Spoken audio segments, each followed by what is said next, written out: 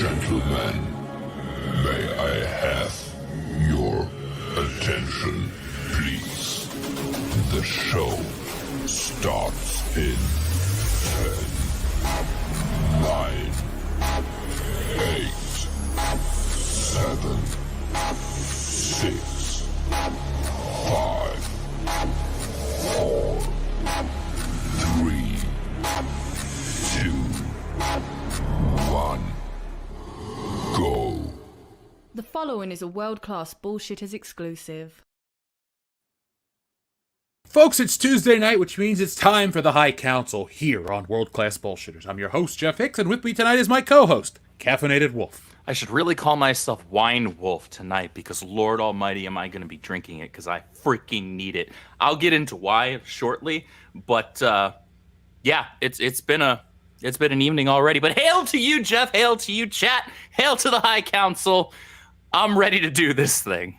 Dude, you're making me jealous. I was going to drink something before the show, and I thought, no, I'll keep it nice and quaint. I'll have some tea and keep it rolling. Now I'm just like, kind of wanting to have a redo of a Saturday Night Mayhem over on Mary Mayhem's channel. That was awesome.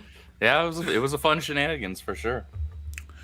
And folks, we're joined by our good friend, the Script Doctor. What's up, man? Well, on strike, but happy to be here. Talk to you, gentlemen. Talk to all you guys out there in the chat. We're going to have a fun one, I think. We always do. It's the three of us. We work very well together. Now, folks, hail to everyone in the chat. I know you guys missed me for Good Morning Pop Culture, but I wanted to make the announcement that we have some opportunities because our channel keeps on rolling, and somebody offered a couple of things like some studio space and other things. So I want to make sure I take advantage of those opportunities. So Good Morning Pop Culture will be back on Friday, but we'll have videos. We'll have one tomorrow. I already made that one, and we had 2 drop yesterday. So, folks, we're rescheduling everything because we're hashtag building a better bullshitters. We're on our way to 200K. We hit 190,000 after last week's show, so I guess this is our first High Council in that new income bracket, which is exciting. And we'll be at 191 in the morning. So we just keep on rolling. So thank you to all of our new subscribers, all of our new listeners, and thank you to everyone who's been here since the beginning. Just because we keep on growing doesn't mean we don't remember everyone who helped us get here. See, in Hollywood, they like to say, oh, well, the little people and all that crap in those speeches. Nobody's little here. I mean, you're mostly likely shorter than I am because I'm a giant. But other than that, we appreciate each and every one of you who have helped us get here as we continue to grow. Now, guys, before we start the show officially, we do have a word of the day from Shrebbles08. So you know if it's from Shrebbles08, you know it's going to be a good time. But before we read the word of the day, folks, hit that thumbs up button to let YouTube know you enjoy this content. Speaking of platforms that WCBS is on, we're officially on Rumble, so you can find us over there. Look for World Class Bullshitters. We uploaded a couple of things for, just to get the channel going. But as soon as we get 100 follows, we're going to do an exclusive live stream, and we're already halfway there. So if everyone here goes over there and follows us on Rumble, you'll get that exclusive live stream early next week. And you guys can help us dictate the topics, because we can talk about shit we can't talk about here on YouTube. So thank you to everybody who follows us there in the future. Shrebbles08 says, congratulations, Jeff, of Shenanigans MVP. Yes, folks, I did win the MVP on Shenanigans. It was a great time to hang out with the most electrifying fan in all of entertainment, Mary Mayhem. She was wonderful. That was what we called her, right, Andrew? Yes. Yeah. Okay. It was the most electrifying fan in sports and entertainment, Mary Mayhem, yeah. We knocked it out of the park over there, folks. It was a fun time. Make sure you subscribe to Mary's channel for all the shenanigans, hijinks, and fun that you can have on a Saturday night. It was a wonderful time, and I was very drunk. So if you want to hear that, go to Mary's channel. The word of the day is tampons. Whoa, that's an interesting word. Debbie does bloody too. Ooh, bloody tampons. Ugh. Star Wars Rave Sith Lord tampons. How Stella got her tampons back. That's a good title. And a fistful of moist tampons. Now, the word moist doesn't gross us out here on the channel, but it does bother some people. I like a moist cake or something else like that. And that you wouldn't want a dry cake. That's for sure. That's true, yeah. Oh, I mean, I would say... I'm not even a cake guy, but I know better than that. Are you a pie man? Yes, I do like pie. Pumpkin pie, apple pie, all pie. No tampon pie, though. No. It would suck all the moisture out of it. It really would. No, the other one would start with poo, though. Or start with Have either of you guys seen Tampon Impossible Dead Reckoning? I have. It's the most impactful film of the season. I have, so and I grateful for it. absolutely adored every stinking second of it.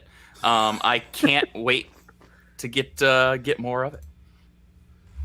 Yeah, word on the street was it was going to flop harder than Indiana Jones for a minute, but now it's a global success I'm seeing. So good for Mission Impossible. It's doing okay. I mean, yeah, it's still going to have touch and legs go. on the back end. That's how. A lot of people are saying Top that. Gun I think was. that's probably accurate. It depends. Like after this weekend, at this point, I'm wondering, will it break 600 worldwide? Just because people aren't showing up to theaters in the same numbers that they were. Like there was like a bounce back last year to a degree, and now it seems to have kind of flattened off or lowered a little bit and then leveled off a little bit. So I'm still cautious, but I'm hoping it does well. It'd be nice, for Tom Cruise to have 2 back-to-back big successful films to try and help out the theaters and I would certainly like to see remind that. Hollywood, how to make movies again. Well, yeah, I think it should. The main reason why I want, not just because I adore the Mission Impossible franchise, and I really like Tom Cruise as an actor, as much of a cuckoo banana head he can be in real life. I can separate those two because he's never insulted me as a fan, at the very least. However, I think that it's important for simplistic, maybe not necessarily totally simplistic, but movies that focus more on practical effects and just fun story and action, rather than spending hundreds of millions of dollars on piss poor CGI and, regurgitated storylines that nobody cares about anymore. I'd rather just have a fun action film. Action genres, that's my genre. And I would take, the Mission Impossible franchise over the MCU any day. As much as I love the first 3 phases of the MCU, and as much of a superhero fan I am. I love that movie franchise, and I love the genre. And I think it's really important for studios to get it into their thick frickin' skulls that you don't have to spend, $150 million or more on just your CGI budget alone, and it still look like crap anyway, in order to make a good fun film. You can do it with practical effects. You can't light stuff in a computer the way you can light it in real life. You can tell. That's true. It bothers me to no end when you watch, like, even something as basic as Ant-Man 3, where they're like, the scene where he gets really big in the middle of the movie. I'm like, this just doesn't feel like anything in this shot is actually real. I'm just looking at a big cartoon with a really expensive budget. So I was really happy to hear what Bob Iger said last week about the whole, we're going to cut back. Do I believe it? I think they're just cutting back out of necessity, but less is great. They'll be cutting everywhere else but those areas. Well, they just put up almost damn near a third of their company for sale. There's a lot of assets up for possible separation. Fortunately, none of the ones that we would care about to see divested from Disney. Yeah, it's listen, they're gonna have to cut it. Well, here's the other part too. If Bob Iger decided not to have taken his bonus and said, "Hey, I'll just reinvest that back into the bottom line of Disney's to help them out a bit again," that would have gone a little bit, but it would have made made some dent in there, not a huge significant one, but at least better than not having it at all. But instead, he's like, "No, I'll take my year's salary plus this massive bonus for basically running this company into the ground." Treating my relationship with Disney as though I'm a trophy wife and buying things that the company can't afford in order to try and make the studio a powerhouse in an industry which it never, ever was a powerhouse to begin with, nor should it ever have been. What do you think of the rumor about Apple? What if Apple buys it? It'd be very hard for them to get past the courts. Again, they'd have to probably bribe some judges. And the reason being is that Apple also has an entertainment division. And when you combine Apple's entertainment division with Disney, you then reduce the diversity of companies in that industry, and then you get closer and closer to an inevitable monopoly. And right now, I've already heard enough stories coming out of the courts that they regret the approving the sale of Amazon's purchase of MGM Studios, because now there's less competition. They should have authorized a third party that was not in entertainment, like say Verizon or Virgin Mobile. Would have been better to buy it, because at least you'd have one more studio that's making stuff that, and it's not kind of all being funneled toward a very smaller group. Right now, you have essentially 5-ish major studios, or at least studios with enough money to basically support the industry. You combine two of those together, now it goes down to 4. And then what happens if you combine another one? Then you add to 3, and then again 2, and then eventually you're a monopoly, in which case whoever ends up being the monopoly is going to dictate what type of content everybody gets to watch on the mass distribution scale.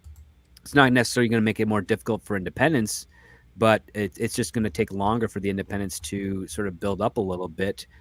Or you have the worst case scenario, which you have people get so offended by poor production that they cut all of it out altogether. It doesn't matter if it's independent or not, in which case then you're kind of starting from zero again. And nobody wins when you get into that dark future. So hopefully that won't be the case. Ideally for me, I would like to see no more of these mega corporations have a lot of these established franchises. I would like them to have, I mean, they're already running them into the ground, but I would like to see that escalated to the point where they sell off those assets and smaller studios with people that actually give a shit about them can buy them for pennies on the dollar. And we see some major decentralization in entertainment, because that's one of the biggest problems. Right now, we have a lot of this top-down nonsense where big corporate entities that know piss all about any of these properties with which they have their fingers,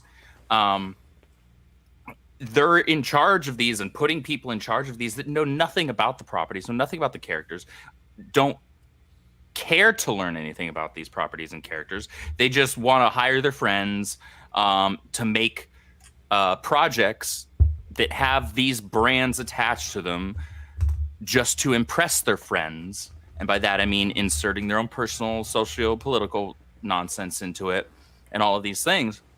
It just needs to stop. And the only way that happens is that these properties get out of the hands of these giant mega corporations. Well, I mean, to add to that, it's not that they're hiring writers that come to the table with the ideas of these personal politics. It's basically they hire writers that share the same personal politics that they share, and they're putting it into the property itself. It's really just the wrong people at the top. Now, unfortunately, the way Disney has integrated Star Wars and Lucasfilm into their company, it would be too difficult financially and legally to separate those two entities now. Because they actually have physical assets in their parks at this point, and the cost to rebrand and take that down would be devastating to the company, to the point where if they didn't have the property, they would end up probably losing everything. It would also be pointless to sell it, because they'd have nothing left as a result of getting through all that legal paperwork and physical construction and change. It would break them utterly. It was terrible. It's not like the Power Rangers deal where they actually didn't have anything integrated into their parks or the company. It was something that they purchased through a broader acquisition, and they did so because they wanted to corner the boys market, which is something Disney has never been able to do. And and they basically ran Power Rangers into the ground within 10 years. And that ends up being the case when Disney acquires a property. It's got at best 10 years before it becomes no longer profitable, and it's devalued so much that you could sell it back. However, Bob Iger, not wanting to repeat the mistakes of Power Rangers, decided, hey, we are going to make sure that this does succeed, even though every action that they took would ensure the opposite. They didn't think so. They thought they were going to be successful all the way through. But they were so committed to that they decided, we are going to make sure that Disney and Star Wars and Indiana Jones and everything else that Lucasfilm has is more Disney brand than Lucasfilm brand. And that's what they did. And now unless someone has got $1 trillion that they have no problem burning through, that's probably how much it's going to take in order to deintegrate Lucasfilm from Disney in the future. Hey, Elon Musk. Yeah, pretty much. Hey, you interested in doing that and then making some money by handing it off to people that know what the fuck they're doing? Well, here's the other part too. So over on the Warner Brothers side of things, you've got Zaslav having James Gunn pull it in, and listen, James Gunn's taste and methodology might not be to your liking, but he's been batting 1,000 with his trivia on DC Comics. So I mean, there's one thing to say, is that he knows the franchise. Now, whether or not he can execute this new version, that's still up for debate. I'm hoping for him, because it'd be nice and refreshing to see successful DC films again, good ones. I'd like that too. But again, everybody has every reason to be cautious, and I don't begrudge them for that because again, shame, burn me once, fool me once, shame on you, fool me twice, shame on me, right? Completely understandable. Now, over on the Disney side of things, you also have someone that is at that company in a prominent position that is a diehard fan to his own detriment, and that's Dave Filoni. He is a Star Wars encyclopedia, but the fact of the matter is he can recite the knowledge. I don't think he understands its substance. And, Well, there's one. It's one thing to know some trivia points, and honestly, that's probably better than the vast majority of anybody that's ever been attached to any of these big mainstream projects for superhero flicks, and that's props to him for that. However, there's still subtleties, and there's still nuances, and there's still contextual things that just knowing trivia doesn't get you. You can still answer 90 out of 100 trivia questions perfectly, but you can still not necessarily understand who characters are at their core. You can say what happened when it comes to things. That's what you can read a freaking wiki page for, or watch a comics explained video for. You can get what happened, but you don't get necessarily the why. And I mean the actual internal character why, not just like what you're told on the page, but what you see and what you learn because you consumed this product and because you actually experienced it with those characters, because you were reading along for years, and so you understand the build up to whatever event is happening. That's not something that comes from just being able to know trivia. But again, props to him. That's better than just about anybody else that's been making these films lately. Here's the other part too. James Gunn, aside from the Guardians films, the other ones he has written, he understands character motivation, character emotions. He knows how to carry the audience through a story that they connect to. He's done that. He did that miraculously with his script work for Scooby-Doo. Like, kids loved that first movie, and he wrote it. His super film that he did independently, kind of a cult classic because again, it was a low budget film, didn't circulate too well, but it was good, and it hit. People really felt for Ryan Johnson. That ending is really, really hurts. Not Ryan Johnson, sorry, Rainn Wilson. God, too many Rain crap actors and spell it normally, Ryan Johnson. Yeah, Ryan Johnson has been the forefront of our talking points for many years. Rainn Wilson, on the other hand, a very talented actor who played Dwight Schultz on The Office, not so much, but he was quite good in that film, and the ending of that was quite hard, but very, very satisfying. And say what we will about the Guardians, he managed to bring an audience into a subset of characters from Marvel that people really didn't care for, and make people care for them. That is an accomplishment, and I think there's something to that. Hopefully, he can do the same thing for DC, and hopefully he makes it distinct enough so that it doesn't feel like he's treading over the things that he used to make Guardians, more accessible to the broader audience. I'm concerned about some of the. I don't know if this information had come out last week or by the time we went live. Excuse me, but all the new casting with Mr. Terrific and Hawkgirl and Guy Gardner and all this stuff that are going to be in Superman. I just wanted one Superman. The more I hear, the more I'm going, uh oh. But it's a little odd because it's like, one, why, and number two is, well, okay, so are we assuming that they're going to be major players within the Superman story, or are these just casting announcements for basically minimal cameos to show that this is a more established DC universe? Because part of me is thinking like, okay, you get Nathan Fillion, you get Mr. Terrific, you get Metamorpho, you get Hawkgirl, and I'm like, but James Gunn has said, well, this is going to be the early years as Clark, already an established cub reporter. Superman is already Superman at this point, so we're not getting that whole retread of his origin. So he's not going to start as a city-destroying villain and then become superhero in a superhero in the symbol of hope.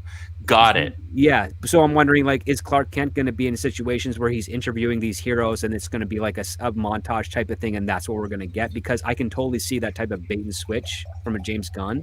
It's like, yes, we've cast all these actors to be in this film, to be these characters, but it's going to be a Superman-centric story. And what's the best way you can do that? Well, you each have them on for a day of work where Clark Kent or Lois Lane is interviewing them after they've done a save or something, and that's how they're fighting for the stories because they're cub reporters. They're not the stars of the Daily Planet. So what do you need? You need an exclusive. How do you get that? Well, maybe you get an interview with a superhero. Well, now we've already got 4 superheroes cast that could most likely be that interview, and maybe the mystery interview that they're all trying to get is Superman. Clark won't interview himself because ethically that'd be wrong, and Lois is only after Superman, but Clark's maybe nailing these Hawkgirl, Green Lantern things, and he's kind of rising up the ranks, and Lois Lane is just getting PO'd because Clark's somehow getting these interviews. And making a name for himself, and Lois being a little bit more of a veteran reporter is feeling threatened. I can see that dynamic. I'm just annoyed because they could have made everyone universally happy if they had cast Nathan Fillion as Hal instead. He's already been Hal a few times, though. That's he's voiced Hal. Yeah, he has. And he's the perfect Hal. If you're if you're just doing a cameo. He has the perfect personality for him. He can play. He's proven he can play him because he played them. He played Hal Jordan in some very well scripted DC animated films. And I was like, this is fantastic. This is exactly what I need out of Hal Jordan. But instead, they cast him as you cast as likable an actor as Nathan Fillion to play the least liked. To play Green Lantern. the least liked Green Lantern. Like, I don't give 2 shits about Kyle Rayner, even though he was technically my generation, at least in terms of the comic books. He was my generation's Green Lantern. I don't care about Kyle Rayner. He's fine. He exists. He's whatever. He's there. It's like the whole, that was a movie, right? That's what Kyle Rayner exists. That's basically how he is to me. However, Hal Jordan is my favorite. Though I grew up with Jon Stewart in the Justice League Animated and Justice League Unlimited. But the thing is, and I see you, Rob, in the chat. However, he and Guy aren't that dissimilar in age. If he's too old to play Hal, he is too old to play literally any of the lanterns, unless he's playing an old lantern. Like if he's playing an Alan Scott, like an aged Alan Scott. But he can also play an older Hal Jordan. Honestly, there are stories where Hal Jordan has, for the longest time, for like 10 years almost, Hal Jordan had freaking gray sideburns. Oh yeah, I remember that. Well, here's the other aspect too. Hollywood is not the biggest fan of casting actors to play a role again in another version of their franchise, and because they want to kind of homogenize their new cast across film, television, video games, and animation, they're trying to go into a different world where it's like, okay, we want to make sure that we're distinct enough. So yes, we'll bring back Nathan Fillion. Then at that point, don't bring Nathan Fillion because he's already played a Green Lantern in general. Just get somebody new entirely. Oh, I would totally agree with that too. But the other part too is that, again, you want to get a very charming actor to play a jerk because they usually play them very well. And Nathan Fillion could probably play that role very, very well and sell a lot of people on it. Do I wish they got more of a younger guy to do it, and maybe an unknown? Yeah, that'd probably be better for it because, again, when you're messing around with ages of these superheroes, you kind of want them all to be in a relatively close enough pocket so that you can get the most out of them over a longer period. With Nathan Fillion, seems like he's probably just going to be tossed as a supporting character for probably the next 10 years, maybe even not that. And that's sad because he deserves far better. He's too good of an actor and far too likable of one to have been just kind of pushed off to the side. He played a great Steve Trevor in the animated Wonder Woman film opposite Kerry Russell. Those two have great chemistry. Yeah, absolutely. Honestly, at this point, I would have been like, all right, you know what? To hell with it. Let's just do it. Let's just bring back Ryan Reynolds and do it then if we're going to do that. Because don't say those Ryan words Reynolds on this was channel a terrible ever. choice for Hal Jordan. No, I disagree entirely. Ryan Reynolds is a fantastic choice, but the writing for that movie was ass. Well, I mean, it's Greg Berlanti too. Ryan Reynolds had. I could buy Ryan Reynolds more as Kyle Rayner. He has all of the proper charm and douchebaggery that is Hal Jordan. But he doesn't have the the aloofness that Hal Jordan has. Hal Jordan has an innocence and an aloofness to him as well. And Ryan Reynolds doesn't really play that.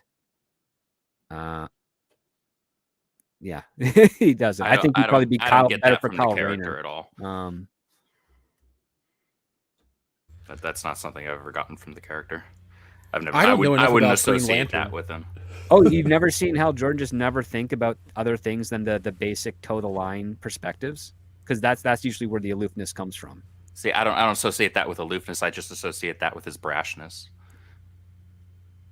With Brad, okay, that's weird. and him just jumping into the fray. Like, forget thinking, just act. Oh, Basically. okay, that what you mean. Okay, I understand. I don't associate that necessarily with aloofness.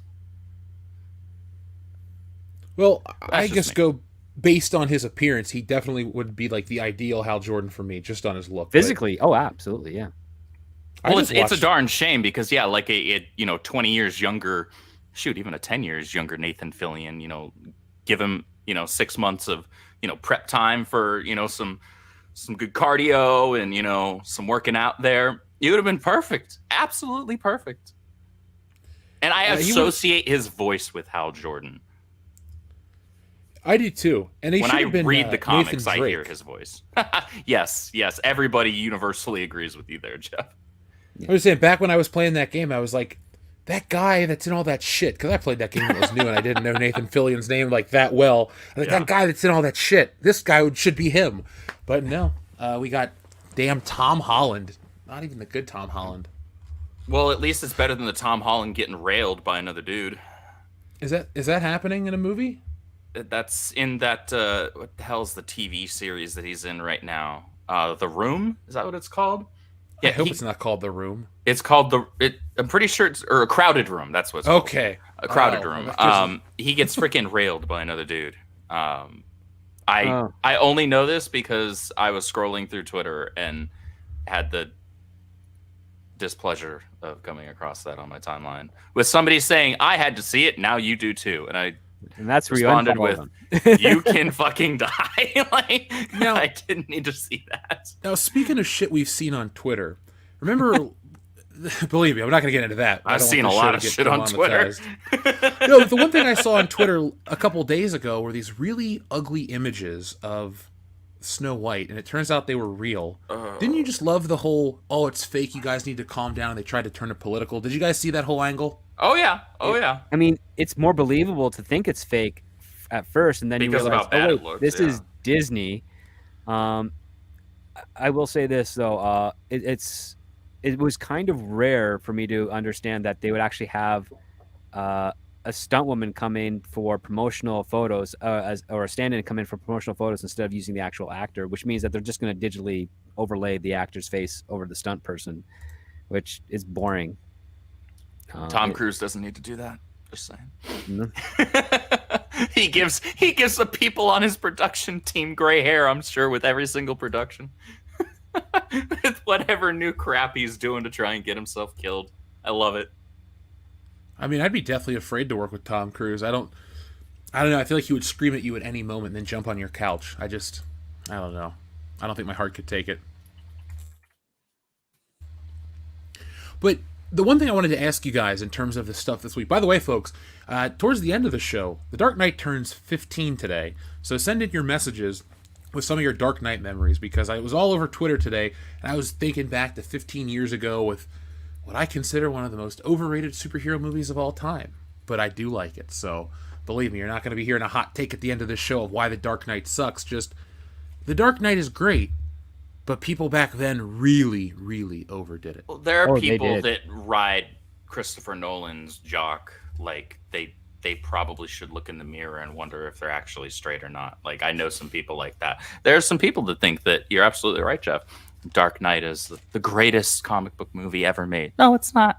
No, it's a solid movie. It is a good movie. It's fun. I will rewatch it. Heath Ledger had a fantastic performance, though I will say, just as with Joaquin Phoenix's Joker, that's not the Joker. You played just a sadistic homicidal maniac. There's more to the Joker than that. Just as Joaquin Phoenix played a completely off his nut dude suffering from some severe mental illnesses. There's more to the Joker than just that. Both performances were incredible. The character that was written, they knocked it out of the park. However, not the Joker.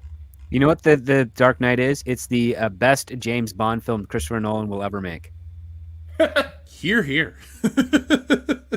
But it also ends with basically government and authoritarian manipulation of the people and state control, and it's kind of borderlining a little bit of a communist message at the end, which I say with a little bit of jest, but there is evidence to kind of support that. But yeah, let's not reveal that the district attorney that we bet all our chips on ended up being corrupted and tried to kill the newly appointed commissioner's children. No, let's use his death to enact draconian laws to get rid of the organized crime, because there's no other way we've been able to do it due to all the corruption within the police department. Yes, Batman would totally agree to that. Jeez.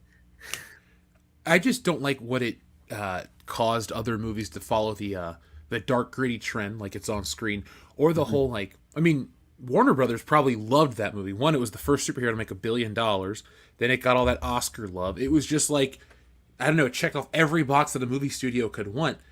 But they've never. So they thought that they needed to replicate that. Yeah, they thought they needed to then replicate that exact formula with everything else, or at least DC certainly thought, and that's why we got the Snyder shit.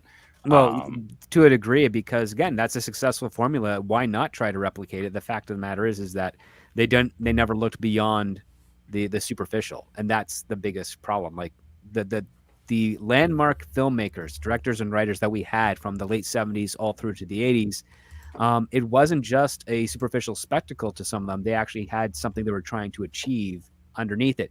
The Dark Knight had a number of philosophical points it was trying to explore in that movie, and that's what really drew them in there. The overall, I don't hear anyone really talking about the spectacle of Batman jumping off that tower in China and then flying through the building to rescue that guy with a freaking balloon. You never hear stories about that. You hear stories about the ferry with the prisoners versus the citizens, and Joker compelling Batman and them to all make a choice. That is what they recite a bit more often, or they do the pencil gag or the burning of the money type of thing.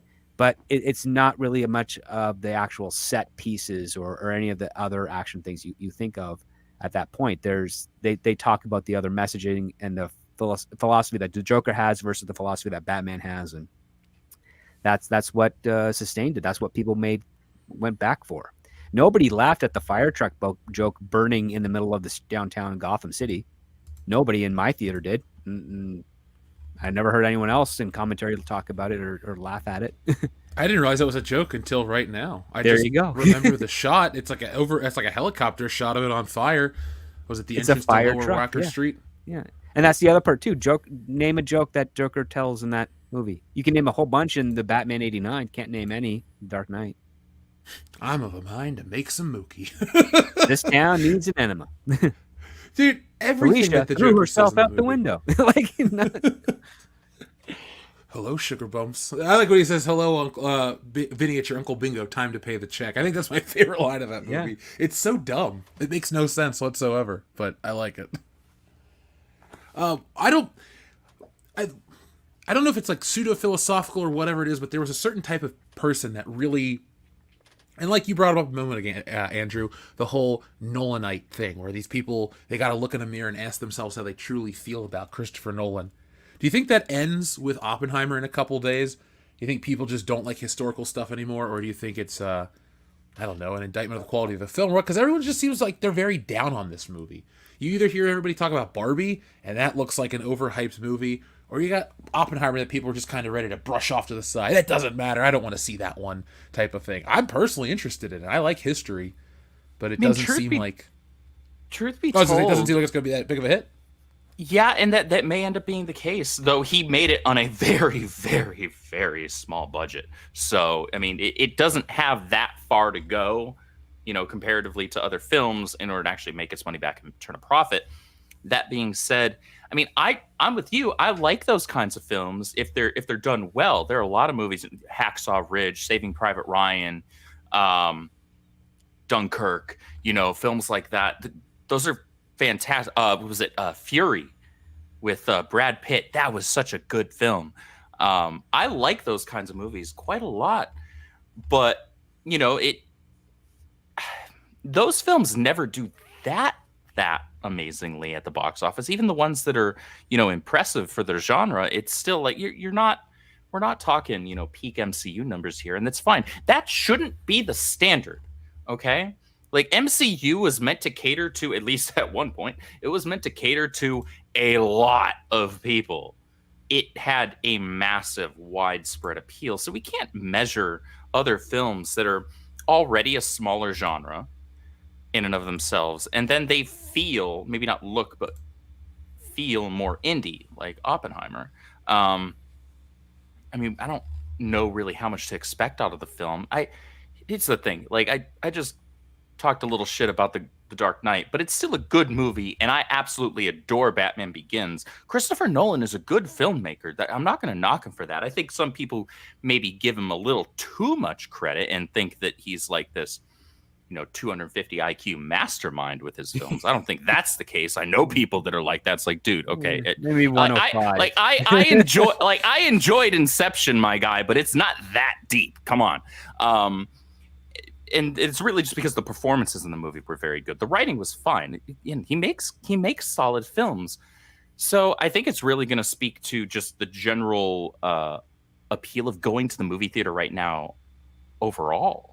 Honestly, I want to see movies like Oppenheimer succeed. I want to see movies like Mission Impossible, even removing myself from being a massive mega fan of the franchise. I want to see movies like that succeed. I want to see movies like, I want to see Barbie succeed. I want to see movies that aren't these, super CGI heavy films. I want to see those movies succeed. What time are you going to see Barbie? I'm not. I'm not. Look, I'm not gonna say there wasn't a temptation because Margot Robbie is Margot Robbie. But that being said, I also still have respect for myself, and I'm a straight male, so I'm not gonna go see that in theaters. I would take a date to that movie, okay, and be like, yeah, this is my excuse to go see this, but I'm not gonna go see it on my own. Well, one of the biggest problems with regards to Christopher Nolan is that he is far too pretentious. He doesn't like criticism, and he doesn't have, even though this is the first lower budget film he's doing, it's still $80 million, but he's also a 3-hour long film, and that's going to hurt it at the box office in the sense that it's not going to be able to have as many showings per day compared to a 2-hour film or a 90-minute film. And I don't expect that people are going to be like, I don't know if I want to sit through 3 hours of that. People were, for a while fine with sitting through almost that for, a massive superhero event film. And I'm talking a massive one, like your average being about 2 hours. That's fine. Once you cross beyond 2.5 before the credits into 3 hours, then it's okay, man. Like you have to have incredible pacing to keep your audience's attention and them justify holding their bladders for that length of time, unless they're intelligent like me and aren't idiots and don't grab a giant big gulp right before a 3.5-hour film. I don't know what you retards are doing at the movie theater. What you're telling me is you just take an extra cup with you, and when the sound gets really loud, you just let her rip. You just wait for the Oppenheimer first test explosion, because it's going to be a long one, so you could probably drain yourself out during that and no one would hear. If I ever saw somebody doing that in the theater, I'd be pissed off. I'd be like, I don't know if I'd get up and get somebody. You'd be pissed off while they're getting pissed out. Yeah, better to be pissed off than pissed on. That's the old phrase, right? That's the one. I'm not a grown-up tattletale, so I wouldn't go report it, but I'd be like, what the fuck, man? Actually, you can report it in a way that you don't actually have to tattletale. Be like, there's a very distinct smell of urine that came out midway through the film. I don't know what's going on, but if you just want to investigate that yourselves. It ruined my experience. I'd like a free ticket, please. Yes. Right? There you go. The emotional trauma of some dude peeing in a cup in the movie theater is just... It's at least worth the $15 I pay to see the movie. But I didn't realize it. Look, like a lot of people, just movies right now aren't super appealing to me. I know I've covered a couple of things for the channel, and earlier in the year I was enjoying the movies, but everything just seemed to have the energy's been sucked out of entertainment right now. And I'm only speaking for myself, and I guess you can use the numbers to justify in other ways. But I look at everything and I go, oh, okay, I can see why that might be exciting or this or that, but I don't feel anything anymore. I feel like after I was let down with Indiana Jones, and I mean really let down, and then just had a couple underwhelming experiences in the theater, I don't even want to I don't want to go to the theater that much. I don't really want to watch movies right now. I'm just looking elsewhere for other forms of entertainment. I'm reading a lot more. I'm finding enjoyment in games. I don't know how long this is going to last because it has nothing to do with the writer's strike or the actor's strike or whatever is going to go on in current Hollywood. Just for me, everything feels off. And I don't know what it's going to take to get the excitement to come back. I mean, all the great franchises just kind of get shit on. There's really nothing super exciting to look forward in the future. I mean, what else comes out this year that's looking like it's going to be a big hit? I mean, Barbie, you can tell a certain portion of the audience wants Barbie to be a big hit. Ironically, all these dudes are going to go see this fucking movie. But, like, is there a big fall movie planned this year? Is Dune out this year? Yes, I believe Dune is out towards the end of the year, right? towards the end of the year. I still haven't seen the first one. I was told that it was a solid film. If a bit like the pacing is a little slow, but it's anybody that's expecting a fast-paced film from Dune is probably kidding themselves. Admittedly, I have not, to my dad's great dismay, I've yet to read the book. So that's a movie that, like, when I watch it, I'm only going to be able to judge it based on it as a movie rather than it as an adaptation and its faithfulness to the source material. And as I've said on this show a number of times, when I'm watching something that's an adaptation, I judge it on a number of different facets. I judge it, okay, how is this in just terms of a movie? Like, on an objective, technical term and standpoint, how is this movie? Like, how's the cinematography? How's the pacing? Was the dialogue well written? How was the chemistry between the actors? How were the performances of the characters that were written? Things that you can actually properly measure and apply to any movie, right? And then, if it's an adaptation of an existing property, then I also judge it, okay, now how is this as it pertains to the thing that it's supposed to be, right? How is this as a Batman film? So we were just talking about this. Dark Knight, great movie, not a great Batman movie. Yeah, good swing towards Batman-esque stuff. Lots of cool functions. There's definitely some stuff in there, but there isn't enough. No, you know what? As weird as it is to say, I still really, really enjoy the '66 Batman film with Adam West, Burt Ward, and the whole plethora of villains. It's fun, cool plot. Appropriate amount of humor played straight, and also has a nice tragic ending where Batman realizes that the woman he fell in love with happened to be Catwoman, and he has to put cuffs on her, and not in the fun way. And don't forget Commodore Schmidlap. He's the greatest side character in any film ever. I might piss some people off here in the chat, and if I do, it's me. The Bat and Cat thing is stupid. That's a stupid ship, stupid relationship. I don't buy it for 1 second. I think that's that's. Are you a Silver St. Cloud fan? No, I just think that Batman shouldn't actually end up settling down and getting married. I equate Bat and Cat with Spider-Man and Black Cat. That's a stupid, horrible. I hate to use this word. Toxic relationship. It's not healthy for his view on the world. It's not healthy for his frame of mind and actually what he does on a daily basis. I'm immediately sus on anybody that's like, Peter Parker and Felicia Hardy should be together. Like, what are you smoking right now? Are you serious right now? I've always enjoyed the Black Cat never knowing who he really is and him having to lead this double life of, like, with Peter Parker, he's with, let's say Deb Whitman or somebody, but as Spider-Man by night, he has this other woman. It's a fun flirtation that can happen, but ultimately that's not the girl you go home with and settle down with. Like, I don't think he should ever even take his mask off around her. Like, no, I think they've actually things with her. They've done that, and she's like, "What the hell? You're a kid." Like, that's literally a line that came out of her mouth on a number of occasions. So there was another time several years later where when he revealed to her his identity when he was older, and her mind and memories had been wiped for a while, and then she found out that she had learned his identity before, but then he wasn't sharing it again. This is within like the last 10 years or something like that. I'm pretty sure it was during your favorite run, Jeff, Dan Slots. And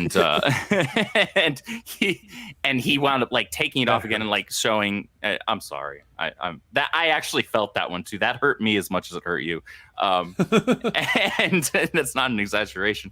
And he revealed his identity again just to like try and like gain back some trust because they were trying to work together on something, and there was this tension between them, and not like sexual attention. It was just this tension like, hey, you're withholding information from me that I used to know but I don't know now, type of a thing. And there was actually one of the few, or at least small handful of like interesting and well done things during Slot's run. There aren't a lot of them, but yet you don't. That's stupid. Like Selena never shows for any real length of time that she has truly changed her colors, changed her spots, as it were. Oh no, she did in the 70s. For a few years, she was reformed, and not since Crisis on Infinite Earths. Well, that doesn't count because post-Crisis stuff. That's when all those comics kind of waned in quality just as much as they did in the Golden Age. So I mean that just comes down to a preference thing of how these characters are written and seen, and I know that you prefer the pre-Crisis stuff. There are a lot of characters that I think really hit their stride after Crisis on Infinite Earths. Oh, there's definitely a handful of them that really did. I mean, I think what they did with Green Arrow after Crisis was fantastic, and Black Canary as well. The Flash, hit and miss here with regards. I mean, like they did well by Wally West to a degree, but again, I really don't like Mark Waid as a writer. I think nor do I. He's got some problems. I don't like Mark Waid as a human being, but I like him as a writer up until. I guess I'll include Kingdom Come. It's a good story. People hail it as like one of the most amazing stories ever written. I'm like, it really isn't. Like it's a fun read. Batman. I don't think Batman would ever use robots to monitor the city at 100% of the time, like some sort of fascist government. That just doesn't feel like Batman to me. But it's a bridge too far. There are stories that have showcased Bruce being a bit more of a control freak, and that I understand the thoughts behind him, or like rather his desire to always know what's going on with everyone and always have a contingency for everything winds up biting him in the ass, even if he had good intentions with it. Which is a byproduct of the Dark Knight Returns that Frank Miller brought in after the fact. Because again, stories that I consider better than that. But like going back to Catwoman, like she did reform. She actually was like paying amends, and she ended up falling in love with Bruce Wayne and not Batman at that point. And then DC editorial got involved and said, you know what? We kind of miss her as Catwoman. We don't want to make her a sidekick or superhero. So let's just have the Joker kidnap her, brainwash her, and make her forget all of the progress that we've had her made over the last several years, and turned her back into a thief instead of a supervillain. And it's like, oh, geez, you really screwed the pooch there. But up until that point, it was actually going really well, because I think it was because Jeff, you mentioned Silver St. Cloud. That is also another valid love interest for Bruce Wayne. That is very believable, and was a lot of fun to read in those days.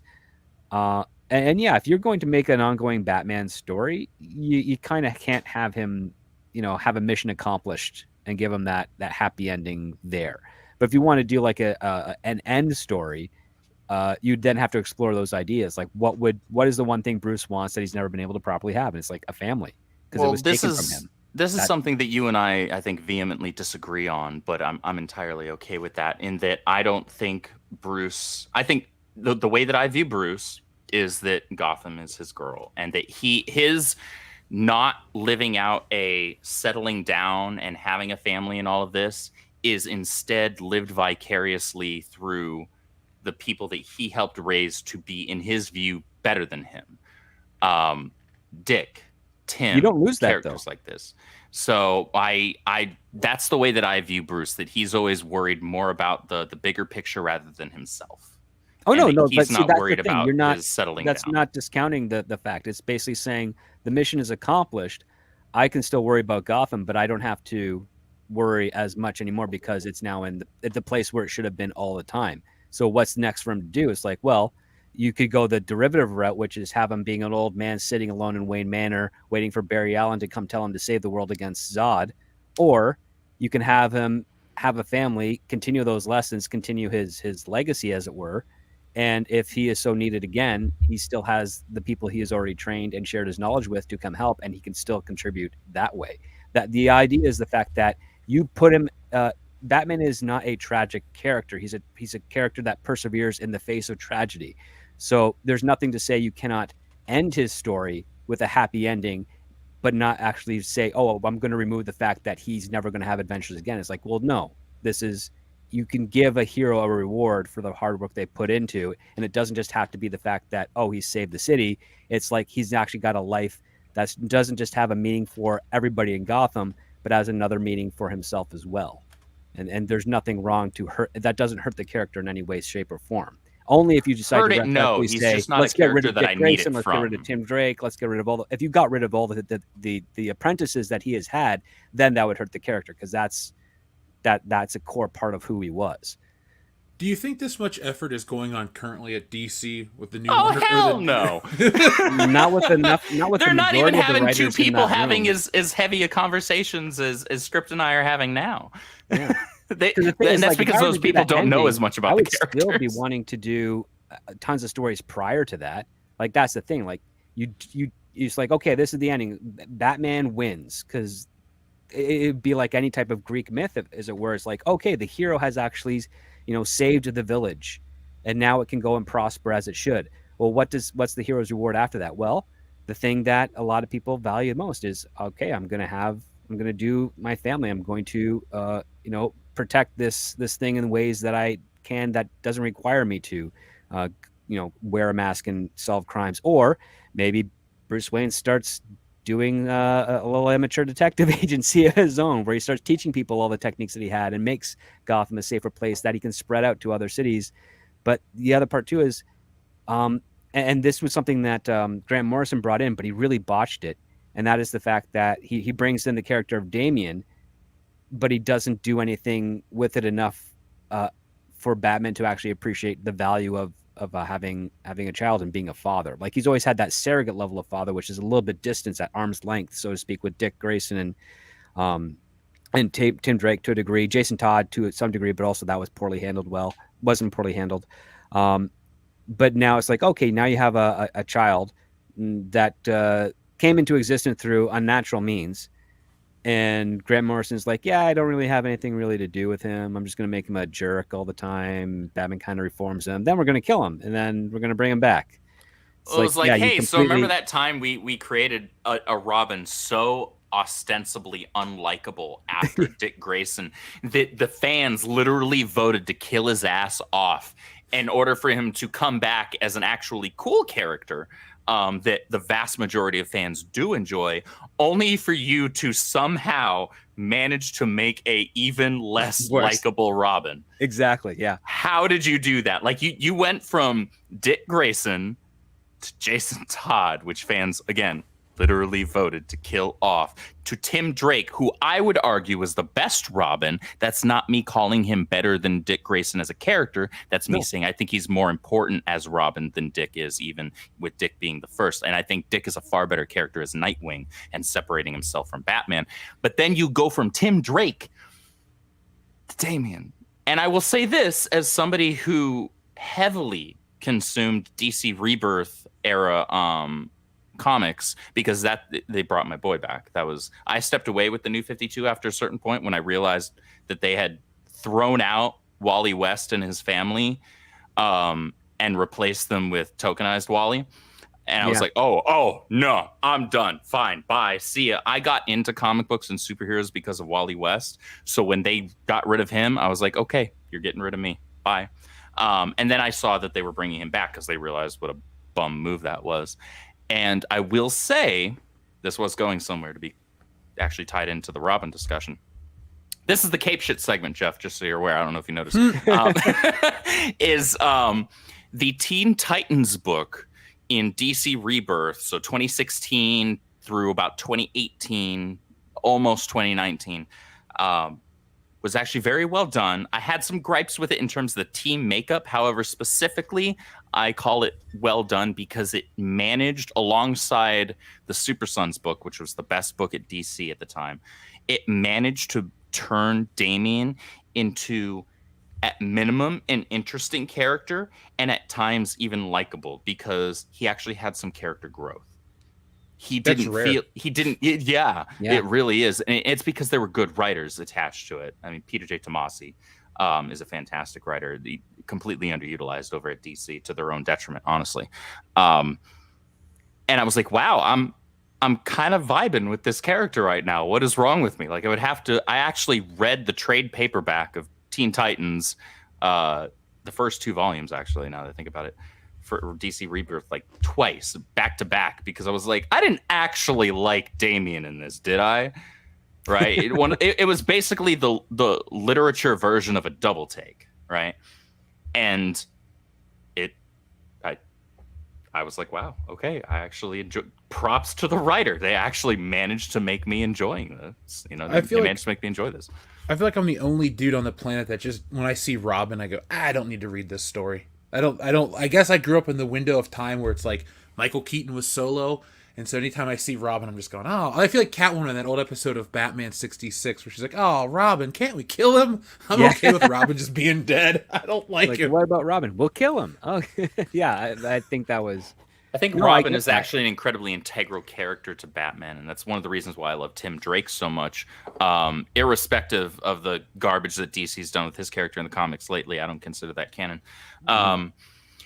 Sorry, you don't get to queer wash a character that's Drake stuff was really fantastic. That's what I grew up with. That's what I grew up with, Chuck Dixon's Tim Drake, and so the fact that we have him writing Alpha Core for the Ripperverse, I'm not going to go on a rant with that, but that's, oh my gosh, that's chef's kiss. But he's an incredibly important character to Batman, because I believe in, and this is me basing this statement off of how Batman is now presented from post Crisis on Infinite Earths, as much as not everybody likes that. That's fine. It's entirely preferential. Through the present, how his character's been framed, his motivation, all of that.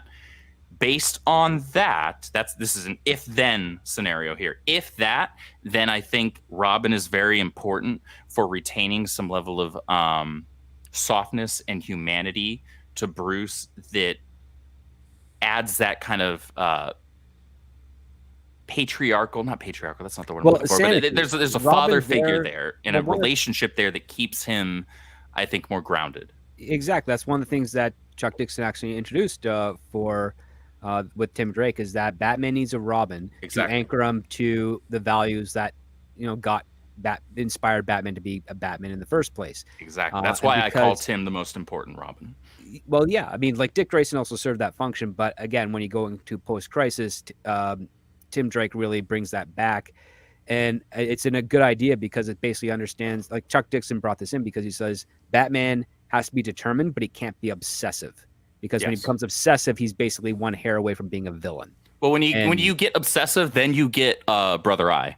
Yeah, and oh god, Brother Eye, God, that was so horrible. I mean, I've read the George Miller Justice League script, and it's bad. Better than what we got with the Snyder stuff, but it's still bad because you have Batman break the neck of Maxwell Lord, and it's like he just says he's got like this mental link to Brother Eye and everything. And he's like, as long as I'm alive, this thing functions. It's like, well, you don't have to break his neck, just knock him out. Because if you put him under an anesthetic, you don't dream in anesthetics, which means your brain doesn't function the same way, which means you disconnected. You're not entering REM. It's REM very status. much, it's the exact same. It's the thing Batman would do immediately. He wouldn't just break his neck. But again, that's the one thing Hollywood studios seem to have liked at that point, and they kept that over. It's like, okay, if we can't break the neck of the villain in this Justice League, let's break the neck of the villain in a Superman movie. Well, I don't have a problem with, and this is once again something that we respectfully, I think, disagree on. I don't have a problem with Batman being dark. I don't have a problem with him being even super dark. But once you cross that line into where he's killing people, you lose me. And so when you do that, it takes me out of the story because I'm like, well, that's not Batman.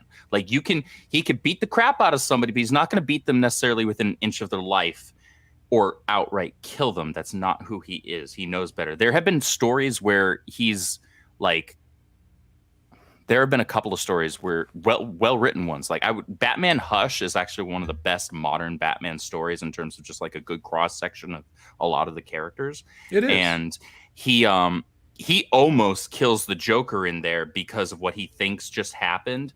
And the way that it's done is done enough to where like you can sympathize with his character in that moment where you're like, you know he has the rule. He has the rule right now. He really is trying to fight against that rule. And Jim Gordon is there reminding him of that rule and reminding him of the importance that he sets himself apart from the scum of Gotham because he has that rule. And it's done very well. It's this great scene with the Joker where the Joker is actually innocent in a moment. The Joker wasn't the the Well, it's the perpetrator of fake- what happened. Yeah, it's the fake murder of Tommy Elliot, which Yeah. I think it would have worked better if it was not a character made up for that book and actually an established character. I agree with that, but But aside from based that, on what the- the story's telling us, it But is aside well from done. that, it was good. The only thing that kind of ruined Hush for me is the ending. I was like, oh, you dropped the ball again, Jeff Loeb, son of a. But I mean, all of the stuff leading up to that was actually really, really good. I did think Bruce Wayne deciding to reveal his identity to Catwoman, that was a little conjecturous. At that, I don't think the story really needed it, but I get what he was trying to do, trying to get the definitive. We're coming to a new crossroads in the Batman mythos right now, post crisis. It was one of those stories where they were trying to do a lot with it. They were Yeah. trying to. I think that was meant to be a story where new readers could jump in. Like, hey, I want to read a Batman comic book. Where could I jump in? I That's a don't good want to place read. start, I don't yeah. want to read something that looks like it was from the 50s, right? Because not everybody. Mhm. There are a lot of people, like for myself, and I've read a lot of the old stuff from the Golden and Silver Age. The art doesn't vibe with me. I'm an art snob, and while the art was obviously peak for that time, art has evolved to a certain degree, and for me, my eyes gravitate towards a certain type of art. And if I'm like, okay, if this person definitely wants to, because I'll give them the option. I'm like, well, I mean, shoot, you could start way back here, Detective Comics, yada yada. But if you want a great cross section of a fairly modern take on all of these characters, you're going to understand a lot of their motivations, who they are, know kind of their place in the world. This is a great jumping on point that at least you can read this book, put it down, and you're not going to need to have necessarily read anything prior or have to read anything after to feel like you got a good solid story. Well, one thing you brought up about art, and I'll disagree, art may have evolved in terms of like realism or technology or this and that, but the storytelling's piss poor these days. Like you can get so many of these great looking books, but you can't tell what the fuck's going on, and that's the number one problem I have with so many All-Star modern Batman and comic Robin. books. Well, no, not. I don't mean look at that's bad writing. My point is, you can look at something and you should be able to tell the story. And I think if you go back to the 60s, you get a much better style of comic book storytelling than you do anything modernized today. Because yeah, maybe it's dramatic, or they know how to do an effect better, or they've perfected certain things like that. But half the time, you don't even get. You get so many just shots of people standing around. You need the narration bubbles to make these things interesting and unique, and that kills it. I mean, I'd rather watch I'd rather read a Jack Kirby book where it's like, well, maybe the eyes are a little whatever, or this is that, but it feels like it's jumping off the page at you, especially in a time where you didn't have computers to do the coloring, or you couldn't show this in a movie. Today, because a comic book is really not a necessary thing to get you into this other world, because TV and cartoons and all these other things can do it, I think you still lose it. Like picking up a modern Marvel book, you're just kind of like, oh, we really haven't evolved in like 30 years. Like you can say what you want about the Image guys, but at least their books were unique and kind of like jumped off the page at you. Even Rob Liefeld shit, for as ugly as it is at times, you're like, oh, okay, well this is something I've never seen before. And it's the feet mostly because they're always hidden. But I would never recommend people go back to like the 40s. That's my cutoff line, man. Like you can take it all the way up like from 1950 something with some EC books, because those have atmosphere and tone, all the way into today. But I would never tell people to go back to the Golden Age, man. Like when you said some Golden Age stuff, I'm like, ooh, I'm glad you don't recommend Golden Age stuff too, because it looks so weird. That you brought up art, I had to talk about it since you know. Oh no, you're absolutely right. And one of the things I appreciated about the 60s and 70s is that they managed to do way more in a panel without it being overstimulating. Yes.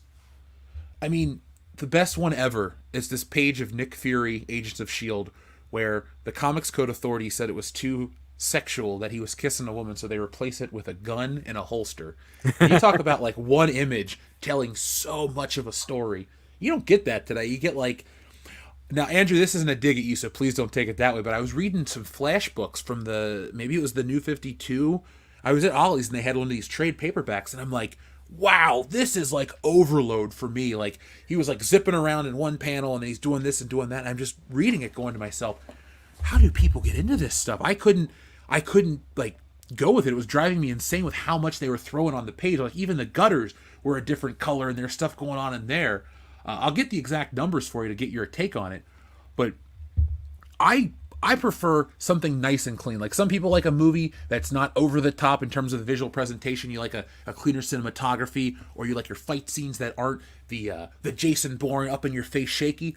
I like my stuff to make sense. With quick cuts all over the place to show the audience that the actors couldn't follow through with choreography. Oh, I mean like Batman in The Dark Knight, where he Yeah. just like fucking throws his elbows and flips around. Just no choreography to speak of. Oh gosh. Well, I'll say this: the New 52. And before we move on to the next topic here, New 52. I actually enjoyed the Flash book in the New 52 for the most part. Once I went back and reread it and finished it post Rebirth, knowing that they brought Wally back, it's like, okay, so now I can read this and not be physically blood boilingly angry with every single panel that I'm looking at because they got rid of my boy.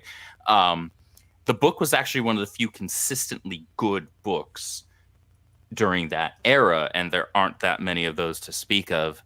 I will say, however, I totally get that like if that's not your deal, if that's not your thing with like how much is going on each panel and each page, I completely get that. Like no, there's no love lost whatsoever. I totally get it. Yeah, New 52 overall was just a lot of flash and no substance, because like they would actually pretty consistently have like good art, and then just like the story was all over the place. I don't miss it. I bought into it at the beginning, and I gave up rather quickly. As did most people, and that's why they recanted on it. Now, folks, we have a new segment tonight, something a little different, because we always talk about what's wrong. Everybody talks about what's wrong with entertainment, or they want to bitch and complain, but it was Andrew's idea to come up with something that we would do to fix things. So tonight, for the next segment, we're going to talk about the importance of some of these IPs. And what we could basically do is, folks, we're going to fantasy book what we could do to save something. We want everyone at home to play along too. So send in your message and we'll read the best ones on air. You know how this always works. But it's essentially, Andrew, where did you come up with this idea today? Or how did you come up with this idea? Excuse me.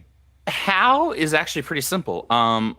As I've mentioned before, Script and I at some point over the next coming months are going to be doing a long form video discussion on The Flash, which is, as I've mentioned a number of times, my favorite superhero. It's the character that got me into superheroes when I was like, I want to say like 9 years old. My dad got me Flash Zero and Man of Steel Zero. Beginning of Tomorrow was immediately after, like the first books after 0 Hour Crisis on Time at DC. And that was my introduction to comic books in general and superheroes and all of that. And in preparation for that, because I'm not some Hollywood hack that just wants to tell, quote unquote, his version of a character. No, I want the character. I am literally rereading all of Wally West Flash. And I started from the very first issue, Savage Velocity, written by the great Mike Barron, one of the greatest Punisher writers, who is going to likely be doing a project with the Ripperverse, as Eric has announced on stream. And we're going to have him cool on the show in the future, possibly. Already Hell talked about yeah. that. Hell yeah. I'm looking forward to that. So I've been rereading, in lieu of that, I've been rereading through my entire collection of literally all Wally West Flash books, because I want to go into this with, even though I consider myself incredibly well-versed and knowledgeable, I still don't want to leave anything to chance. And so I'm reading back up on things. I was like, you know what? There are a lot of, there's some hit and miss stuff for sure in the earlier years, but I'm just reading through these older comic books and I'm like, I'm having fun. I'm enjoying this. What happened? You know, like I look at the fun that I'm having rereading these, and then I look at like where I was at just a couple of years ago when I finally said, you know what, I'm done. I'm done with Marvel. I'm done with DC. I'm not buying any more new, comics, bi-monthly. And so I thought that it'd be kind of fun to be like, hey, we're big fans of these characters. Jeff, you and I are massive web heads. I'm a massive Flash fan.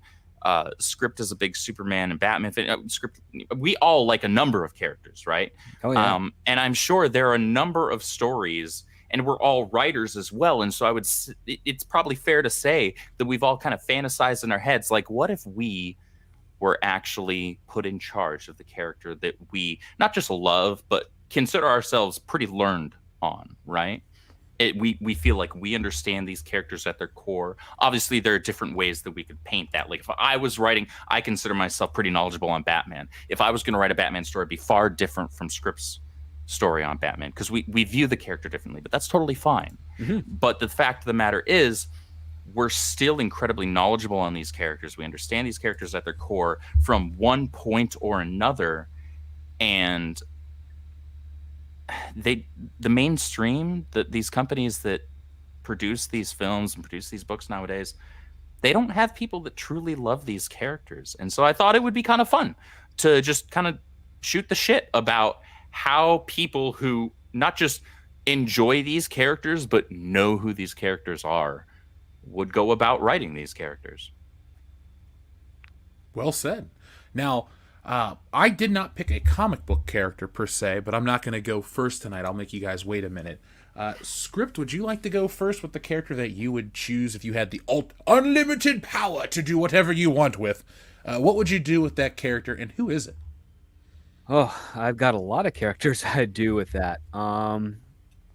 If I was going to go into the comic book realm of things, one character that always fascinated me, that I always wanted to explore, and even tried to back before all the Warner Brother hoopla and pandemic, I would love to explore and write a more definitive take on Mari Jui McCabe, otherwise known as Vixen, supermodel who's also a superhero and has dealt with a couple of some other, cross the lines of the law a couple of times, but she actually has a very thin history compared to all the other DC characters, but actually has a very cool and fun potential power set that I'll have a lot of fun with.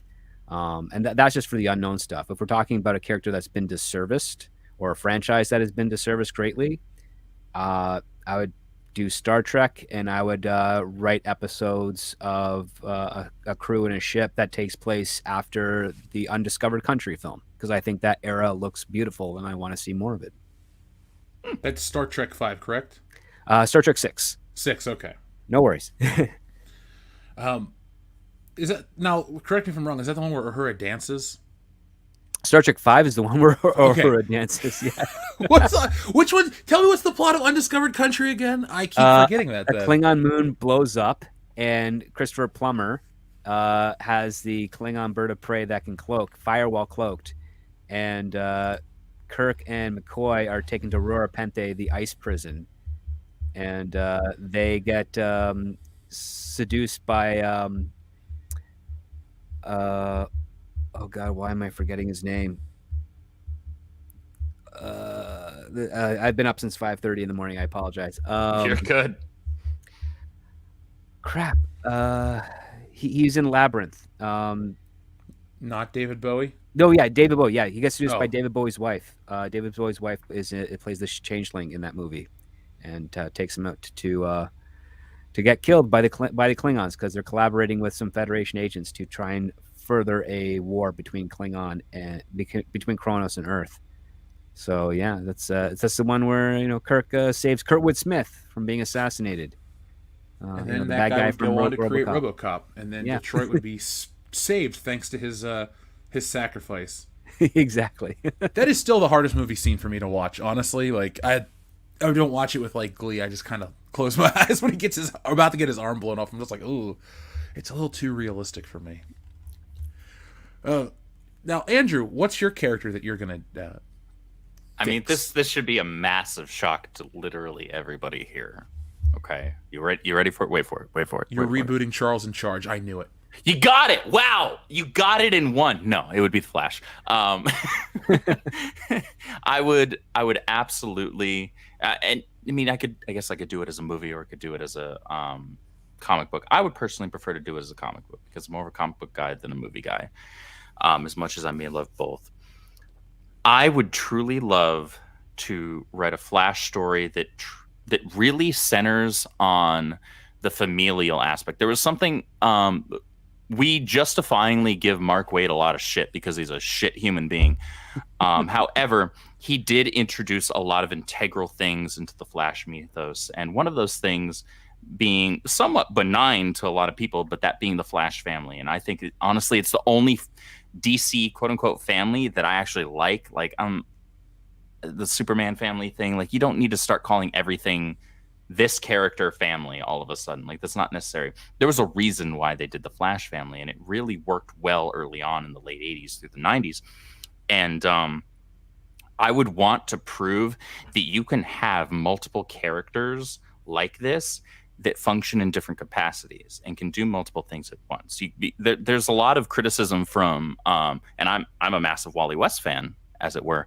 A lot of Wally West fans hate that Barry was brought back in the was it late 2000s. Yeah, it was like 2008, 2009, something like that, when Jeff Johns and Ethan Van Sciver brought Barry Allen back. This was post Final Crisis, and then that eventually led into the New 52, and then Barry was the only Flash that existed, blah, blah, blah, blah, blah, and all of us Wally fans were pissed.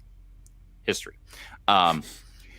You can have both, and both can function in different capacities, and this is something that I wanted DC to get right when they brought Wally back in 2016, to show that we can, look, guys, we can do this. And I know that it can be done. You can have all of these characters that have similar power sets, though at different levels, and they can operate in different capacities. You can have one that functions with this team while the other functions with that team. You can have one that covers this seaboard while the other covers that seaboard. Like, look, just because both characters can move upwards of the speed of light and beyond doesn't mean that you should just assume, oh yeah, so he's got the whole world covered. No. Like, I'm sure the dude would want to spend some time with his wife. So how about you split the difference and let one character have time on with the Justice League, the other character not? And you know, you can reverse that back and forth. And I would this was something that really ticked me off, actually. And as much as I love Jeff Johns as a writer, as much as I consider him one of the best, if not the best DC writer ever, one thing that made me so mad was when he and Ethan brought back Barry, and then automatically it felt like nobody else existed. Wally was sidelined, Bart was sidelined, Max Mercury, Jay Garrick, all of these characters were sidelined, and that's such a sad misuse of resources, because you had this character who was dead for 30 years in the real world. You know, comic continuity wise, I forget how many years it had actually turned out to be, but it was several years at minimum. And in that time, his protege, his sidekick, had literally filled his boots, because Wally at first used one of Barry's old suits and his ring before he learned how to just create his suit with the Speed Force. And you had Wally, who had been Barry's protege. You had him raising Barry's own grandson, effectively. Bart Allen. And I feel like there was a massive missed opportunity there to have some really good interactions between Bart and Barry. Like, Barry not even knowing his kids yet, not even having his kids yet, outside of having traveled to the future at one point and met the Tornado Twins. Like, this is your grandson. Like, you don't even actually, in present day, you don't even have your own kids. This is your grandkid. Okay. And they did nothing with the interactions that you could do with that. And I'd really want to hammer in on the familial developments that you could have with those characters, because I think you can do it. And I think there's a lot of great development you could do with Bart, especially because Bart was really rough for people early on. It was like, this kid's kind of abrasive. He's kind of obnoxious. He wasn't Damian, because Damian was just a flat out asshole that nobody liked. Whereas Bart was like, this kid needs to dial it back like 12 notches and slow down, as ironic as that might be for a speedster. And that's what I'd want to hone in on. I'd want to hone in on the familial aspects and the balance. It's like, wow, like, Wally, you raised my grandson in a way. And there being all of this cool interpersonal stuff that you could do between, I mean, it wasn't just Wally. Jay Garrick and his wife also, after Wally, wound up raising and housing Bart. He lived with them. And so there's just, the Flash family has so much cool stuff you can do with it. And it bothers me that the Flash family just kind of gets tossed to the side and is usually used as either a scapegoat or a story mechanism, a temporary one at that, or just like gets the shaft when it comes to DC Comics events. There's a funny line in comics like I forget who says it right now. I'm running off of not that much sleep myself. Where one of the Flash family members says that every time there's a crisis event, the Flashes are the ones that get hit the hardest. And like that started obviously with Crisis on Infinite Earths, Barry Allen sacrificing himself to destroy the Anti-Monitor's weapon. But that carries forward through most of the crisis events in some way, shape, or form. And so there's truth to those words.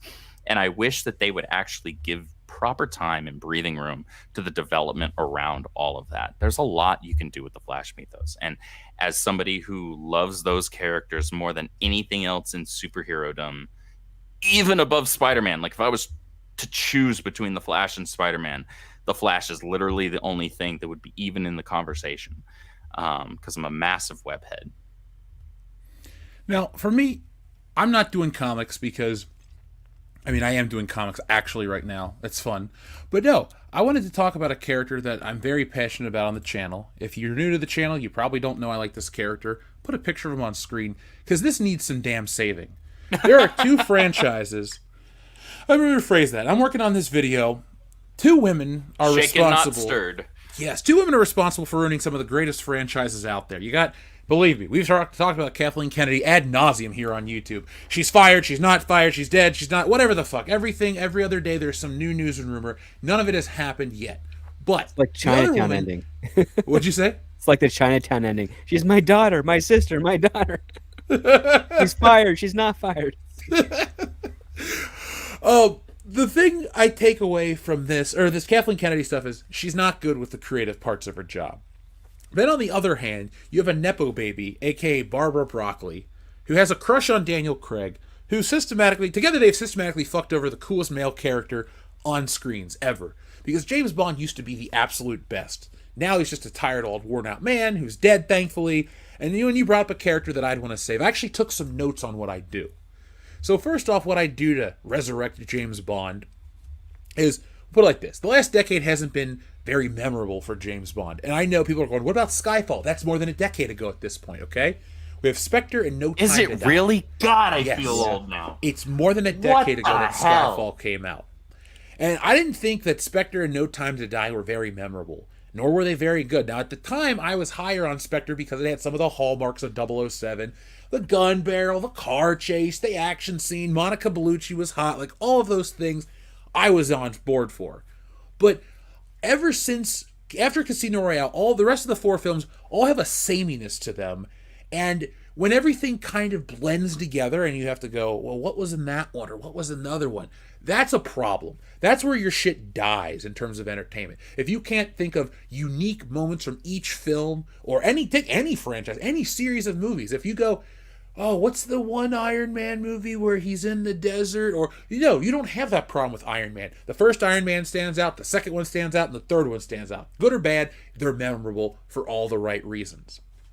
James Bond, though, well, what happens in this one versus that one? They even look the same. They got the same director to do two. Good for him. I didn't care. Well, no, they didn't. Hold on. Sam Mendes only did one. But they ripped off The Dark Knight. They did all these things that really took away the unique identity. So I'd start over. Obviously, you can't bring him back from the dead. Unless you want to do zombie James Bond. I would be on board for a Living Dead 007, where it's like, MI6, we need our greatest asset. Where's Bond? He's dead, sir. Well, dig him up and let's do this again. I'm on board for that one. I will Then you watch got that in Ash a heartbeat. versus James Bond. The man dude. with the brain-eating gun. Ooh, yeah, like he doesn't bang women, he just eats their brains. So wait, does that make him a necro? Is that, or does that make the women necro? We don't go into that far, okay? It's like James Bond with STDs. He's banged a dozen of them women per movie. Does he got anything? I don't need to know. It's not my concern with what's going on. But I would want to see no origin. None of this bullshit about his childhood. I don't want to see him young. I don't want to see him retired. I just want to see this guy right in the middle of his career, right on missions. I don't want to see another terrorism network. I don't need Spectre. I don't need Quantum. I don't need any of that bullshit. What I want to see is James Bond fight Russia. I want to see a new Cold War on film. I want to see these movies global. I want to see them topical. I want to see them touching on some of the geopolitics of today in a way that movies don't do anymore because they're afraid of offending the global audience. James Bond's got nothing to lose at this point. I know you think, oh, well, what if they bring it back and they want to do this and that? No, they don't. All right, James Bond sadly lives in the window of Indiana Jones. They live with Star Wars. All these properties that a lot of fans are holding on to, hoping they do something right with. James Bond's in that window, or that category, excuse me. It's too late for 007 to be anything great. I also want to see them toy around with the idea of making him a bad guy.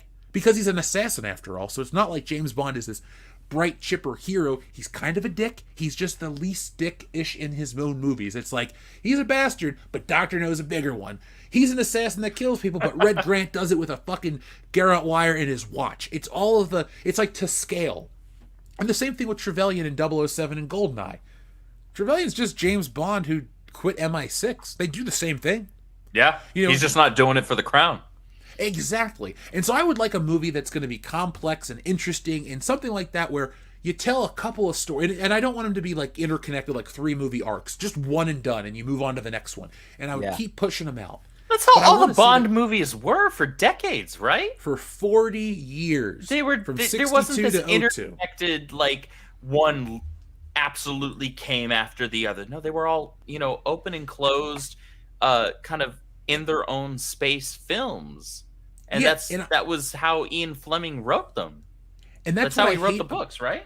No, there was some connectivity in the books. They also did some in the movies. The Spy Who Loved Me. Heck, Agent X was talking about James Bond's wife who was murdered to Roger Moore, who did not play that version of Bond. And he goes to her gravestone in For Your Eyes Only, and that's a George Lazenby movie that she dies in on Her Majesty's Secret Service. So I mean, there are those callbacks. Yes, Lazenby, the one that nobody remembers, basically, right? Oh, I remember him. He was. I have a soft spot for him because he played a very authentic Bond, but he just didn't get enough shots. However, I still always appreciate Sean Connery and Roger Moore. They were some of my favorites, and they have some of my favorite stories. See, I don't think the audience understands. I don't want there to be a bad 00 agent. I want James Bond to be a much darker shade of gray than ever. Because it's always, we're looking at it from the perspective of James Bond in England is the good guy. I want to watch a story where it's from another government's perspective, and James Bond is this boogeyman that they don't want to fuck with. He's not the good guy, the hero of the story. He's the main character of the story, but his motivations would be more villainous. But it's always for the queen, for the crown. So it's like, morally, it's more ambiguous. Because you got to do something new. And it's like, you can't do the period piece. You can't do the modern day reinterpretation. You can't do all this crap. You got to find something to make it unique. Because look, even I would enjoy just to see 10 movies where it's just the same old shit. New adventure, new part of the globe, this, that, and the other. But the one thing we have to be honest with ourselves is a global approach movie, and I don't mean like a global approach from a marketing standpoint, and Scripture, you'll understand this. I mean, Andrew, you will too, but back in the day, you would go to watch a movie, and you're like, oh, wow, I get to see India in a film. Oh, wow, I'm going to see parts of the world I've never seen because I don't crack open National Geographics very much. No, we have the internet. You can look at any part of the world on Google Maps. If you want to go and look at Croatia right now for some reason, you can go look at Croatia. So I don't think the appeal of just James Bond going to another location is that exciting anymore. But to have him do some things that he's never done and maybe make you question, was he ever a good guy at all? That would be fun for me, because it's not really deconstructing the character, it's just flipping the lens a little bit to see James Bond from a different perspective. And that's what I'd do if I had the power. Plus, I'd bring back the video games. Who didn't love the first-person shooters from back in the day? That would be awesome. No, I can see potential for that. Like, you could have a really cool inverse of it. Well, like, say, from the Russians' perspective, they're trying to do something. Maybe they're trying to acquiesce an oil rig that's outside of their borders, and they've got their own plan doing it, and they're trying to negotiate with the country to get that done. But then Bond comes in there to screw that up because getting that oil rig or something would shift power or control of that market over to Russia, and that could destabilize the West. And so you have an antagonistic relationship that way. I think that could be a lot of fun. I would like that actual that actual plot point, because if we look at the global scale, I mean, I'm not here to get political and blame Russia for this, all kinds of crap, but they would make the best bad guys. Historically, they've made the best bad guys. I would really like to see James Bond and the producers have the nerve to make China the bad guy, but that'll never happen. So give it 5-10 years. Okay, well, I'm ready. I'm ready for that to happen, because I want it to be almost controversial to get people talking. Like, what? Because you'll get tons of press people talking about it as, oh, they shouldn't do this. It's going to piss off the Chinese box office. But the Chinese box office likes very specific things, or the movie just won't get released. Haven't we had $100 million hits without the Chinese box office? Didn't long term it turn out that yes, it was important, but you can have big hits? Did Top Gun Maverick get a Chinese release? I think it did eventually, but it was pretty delayed. The other part too is that China retains the vast majority of those ticket sales anyway, so you're still not making a whole lot of money after those deals. So yeah, though China's not a market you need. You could probably tell a really interesting story with James Bond in the Chinese market with regards to Hong Kong, because again, Hong Kong has been reintegrated into mainland China since '97, and that society is still having troubles with that to this day. So there's something you can explore there, where you actually have maybe not necessarily a civil war, but you have a disconnect, or basically a huge conflict between two perspectives of how that island would function, and then James Bond is in there to make a determination of what should happen, and that's also a very antagonistic story as well. It's like, who do you side with? Do you side with how China had been for the 100 years prior to the reacclimation, or do you have him side with the majority Chinese government and try and reshape Hong Kong to be more what it is today? See, that we have ideas for 007. We have ideas for these old properties. We have ideas for new things as well. I mean, there's tons to do out there. I mean, we're all writers. We have ideas. We have email addresses if you need to contact us. A Script Doctor has a Patreon page where you can you do a lot on your Patreon page for people, right, Script Doctor? I try to. Like, that's the thing. I try to have stuff as frequently as I can with regards to posts. I've got advanced videos that I record with people, fun conversations. You and I have had an excellent one, which I had great reception over there. I do articles about writing. I do screenplay reviews as they come in. I'm actually in the process of reading a screenplay right now that I'm going to write a review on, which hopefully will drop the next day or so. And yeah, if you're at a certain tier, I have conversations, Zoom conversations where you can shoot the breeze with me, or if you have some work you want commentary on, I am happy to review it and talk to you about it over there as well. But no, I think you have some great ideas for James Bond. I love the franchise as well. I would love to tell stories about 008, but not be in the same vein of escalation that James Bond is doing. Like something more covert, more Mission Impossible style things that don't overlap or try to diminish the stuff that James Bond does. I feel James Bond is cool on the bigger, higher stakes stuff, and 008 is kind of more high stakes but more covert things. Because again, the character is named as Bill Tanner. Oh crap! What's his last name? Tanner. Thank you. I think he'd be an interesting character to explore, because we only get little snippets of him throughout the books. And it's also a character that James Bond admires and respects a great deal, and that's also reciprocated from him to James. So yeah, there could be something to explore there. I never liked how Bill Tanner was done in the Pierce Brosnan ones, because he was just some pudgy white guy that, like, you never thought he could go out to the field and do anything.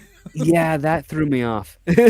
I think that was done, and I will out myself here, as actually I've admitted this on air before. I'm not a sciential knowledge Bond fan. Like, I've seen a good number of the movies. I haven't read any of Ian Fleming's books. I enjoy the movies that I've watched, except for Quantum of Solace, that put me to sleep. But the way that I saw that was, okay, they got like a really good looking dude in Pierce Brosnan, and so they just, for whatever reason, decided they wanted to have somebody that was basically his opposite. They got this fit, strapping, really good looking guy that all the ladies liked and all the ladies wanted, and then they kind of juxtaposed and contrasted that with this dude over here. Just to, like, even and it was completely unnecessary. It's like, you don't have to do that. People understand, like, completely straight as a freaking shot from Oliver Queen.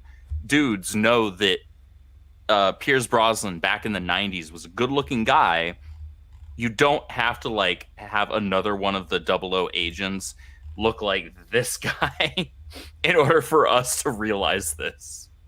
It felt like an unnecessary contrast, is what it felt like. Now, let's check in with the audience for a moment, because we had Adama send in a super chat, or sorry, a premium membership message. Thank you, Adama, for being a member for the last 5 months. We appreciate you. We appreciate everybody who listens, but we appreciate everyone who goes the extra mile for us, because as we continue to grow, we're going the extra mile for you. And tomorrow, when I'm at the studio space making some new plans for the channel, which you'll see implemented very soon, we're going to be getting a lot more stuff from WCBS. It's not just a ploy to talk up stuff. It's actually happening all the time. He says, "Hail to the High Council. Did you guys see that the Flash deleted scene set up Crisis on Infinite Earths? Why didn't they end that way instead of the open-ended crap we got?"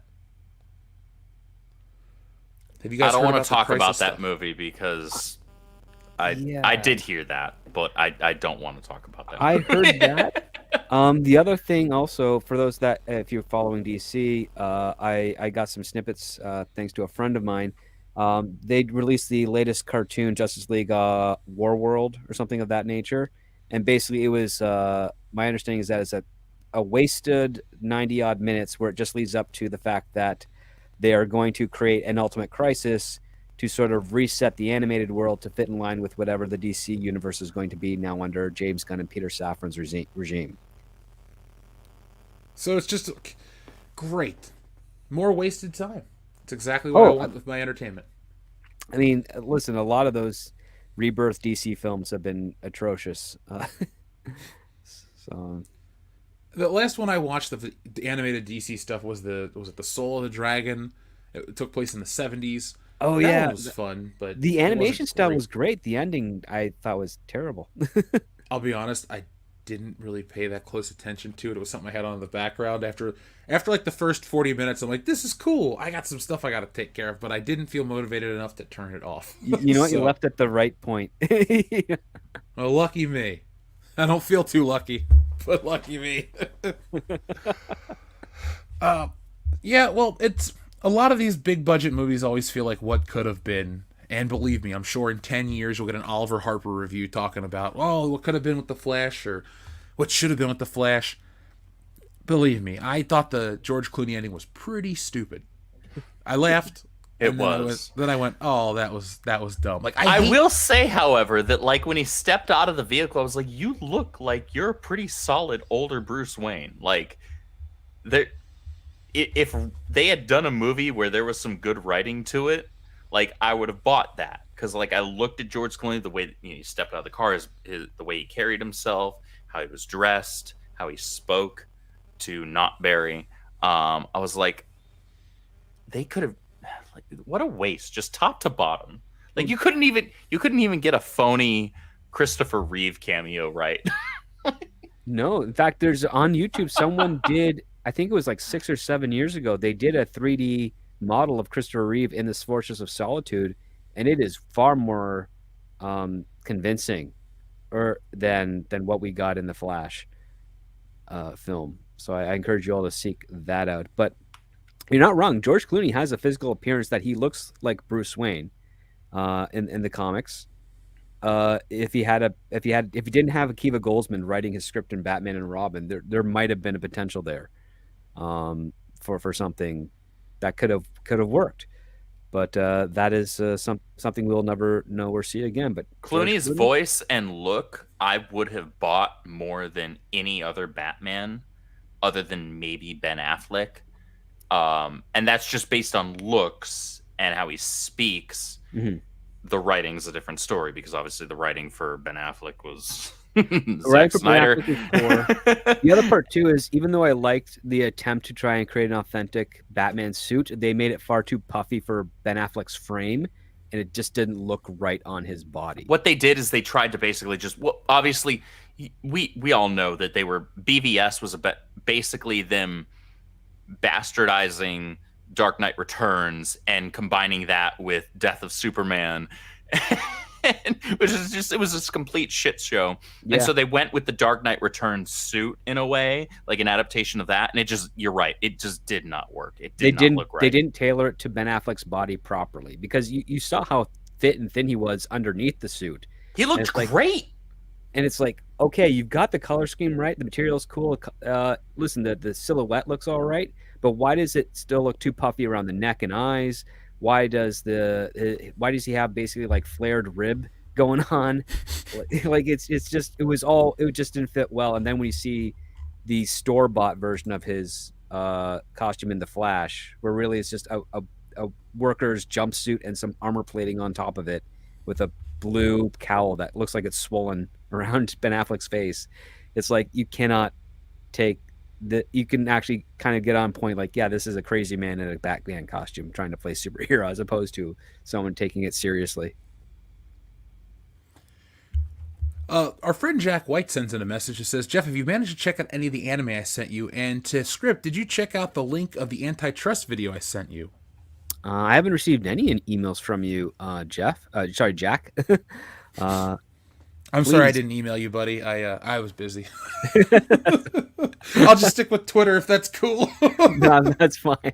No, but Jack, no, I haven't received any emails from you. Check to see if they've gone through. Sometimes they bounce back, but you're more than welcome to email me at thescriptdoctorphd@gmail.com. Jack, I have not watched any anime. I've just been taking care of business. Like I said, I got a lot. We're growing our channel and we're doing a lot of new things. So when I sit down to watch some of it, I will let you know. I appreciate everything you send into the channel. I keep it all archived in a special section dedicated to me. The other guys have their own sections, and I have the stuff starred, so I appreciate it. Sejorjan says, hello, Council. Script, where is your strike sign?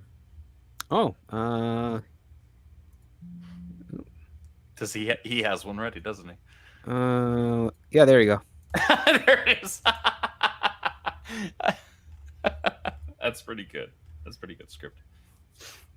My favorite one was Mark Ruffalo this week for the actor's strike. I saw you comment on it.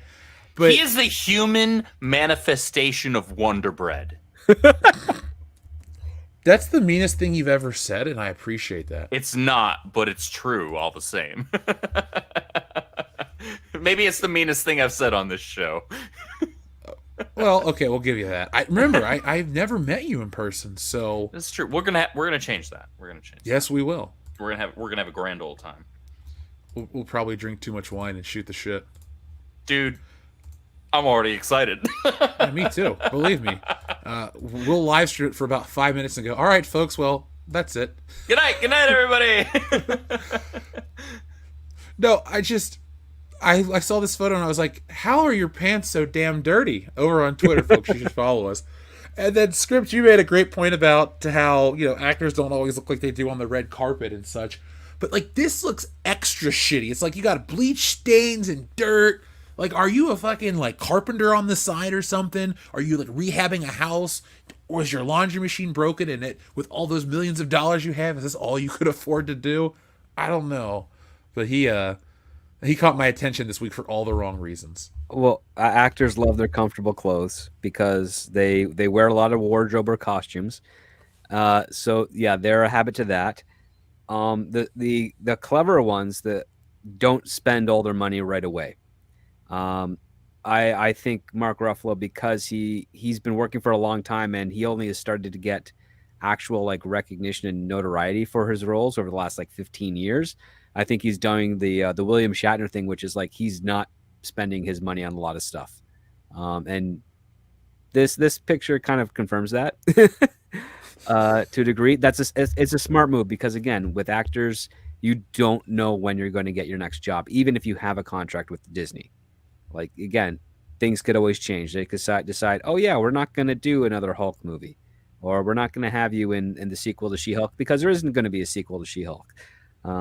And now you're stuck going out for other work. I mean, one of the things I'm certain many people will notice is that at the peak of the MCU, none of those main actors were in any other projects at all during that time. They were all working for MCU films.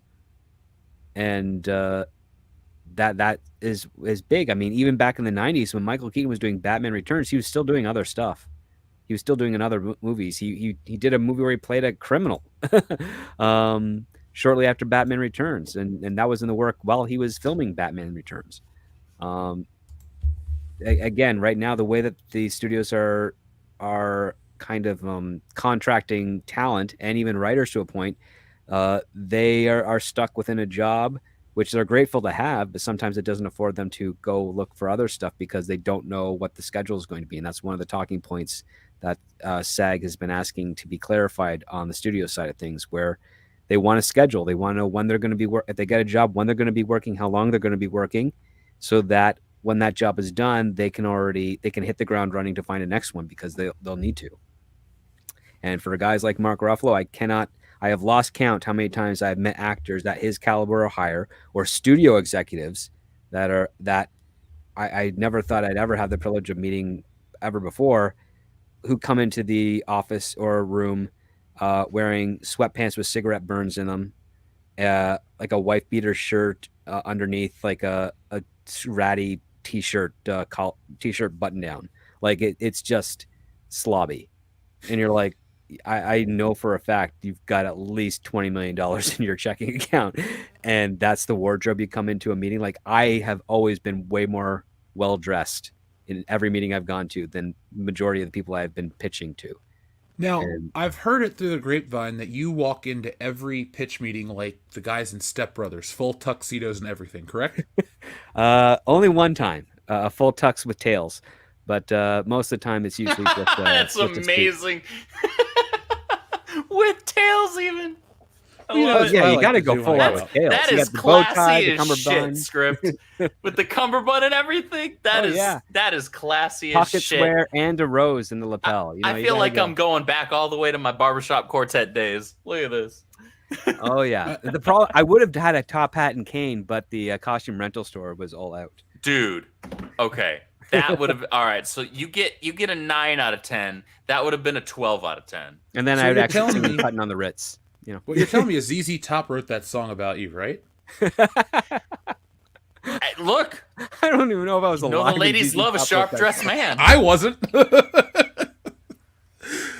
Our friend Raging Rhino sends in a super chat or a super sticker. Thank you, Raging Rhino. Folks, check out Raging Rhino's content. Rhino's a fun dude from down under. And that was the most I'll ever do the accent on the show. So Georgian says, new leaked set photos from new Disney Snow White shows diverse dwarfs played by normal people. Me, good job, Peter Dinklage, you idiot Oompa Loompa. Only thing I took away from that photo was, is that Michael Fassbender? The one guy looked just like Michael Fassbender in the background. And I thought, no, he would never be in this shit. But, I mean, we have another Disney flop in the making, folks. It's a new one every week. Snow White and the Seven Bandits, yeah. Oh, that's what they're called now? I believe so. Well, I'm not signing up for that one. I just remember, Snow White's public domain. You can do your own without any recourse. The Brothers Grimm, that's their story from a very, very long time ago. They're not going to come back and sue me? Only if you use Slappy, Dopey, Happy, Sneezy to name the dwarves, because that's the only thing that Disney owns the trademark and copyright to. I gotta come up with a good parody of Snow White. I mean, I'll never make the comic because it would. Well, you just do a drug-related one. It's easy, low-hanging fruit. Snow White, and she's a drug lord, and there's 7 agents to procure and distribute. Ah, okay. And then you just do a bunch of drug terms like snorty, teeth. I don't know. I'd have to do some more research with regards to slang for cocaine, but you can make it work. I want to make that, and then I want to cross it over with my Miami Vice fan fiction, and then that'll be the greatest thing ever made. Folks, that's coming 2027. That, sign me up right now. All right. Why not?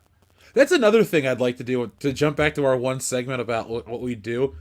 I would do like a mini-series Miami Vice revival where it's Crockett and Tubbs are still on the job, and they're on the hunt for Tubbs' son who was kidnapped but never killed on the show.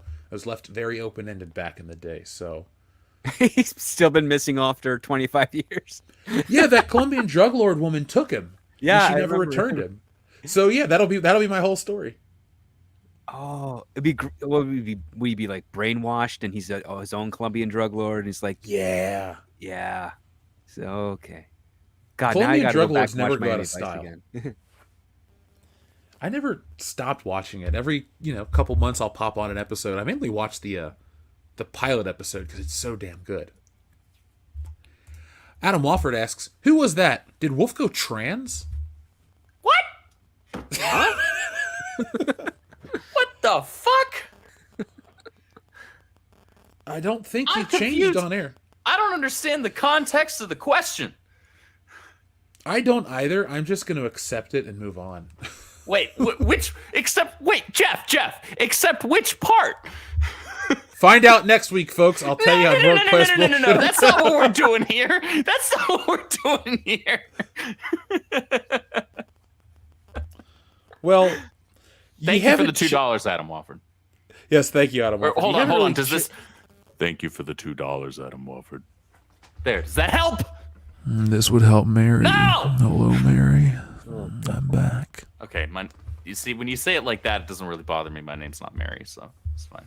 Hello, Andrew. We're gonna have some fun And later. it bothers me. Oh, good old Buffalo Jeff. Shrubbles Away says, I'll take a Joe Rogan Battleships and another one, please. You got it. Let's see what we got queued up for you here. First off, the Crazy Joe Rogan. Where is that one? Oh, yeah, it's right about... I keep going to go, it's right about here, and then I go, wait, it's not where I always left it. Damn it. Here's Joe Rogan. There you go. Did you see that guy accidentally hit that moose with his car? No. So have you ever done DMT? I have not, Joe. I have definitely not. I don't think anyone here on this show has.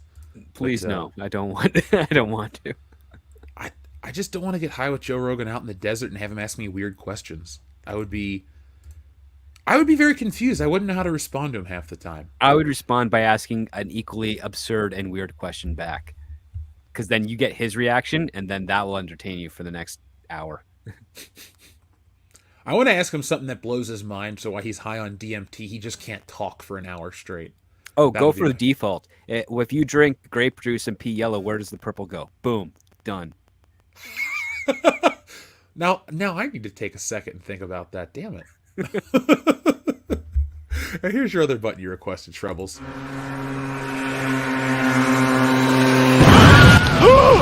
Another one.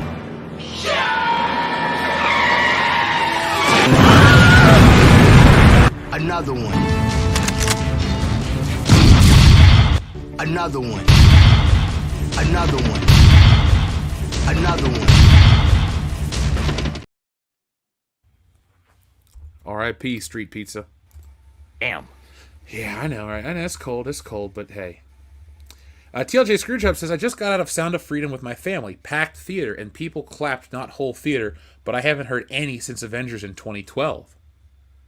Either of you guys seen Sound of Freedom yet? It's getting talked up a lot on the internet. I have heard a lot of things about it, but I haven't seen it yet. I've heard a lot of great things, but I have not seen it. No, the last thing I saw in theaters was Mission Impossible 7, and I'll probably see it again.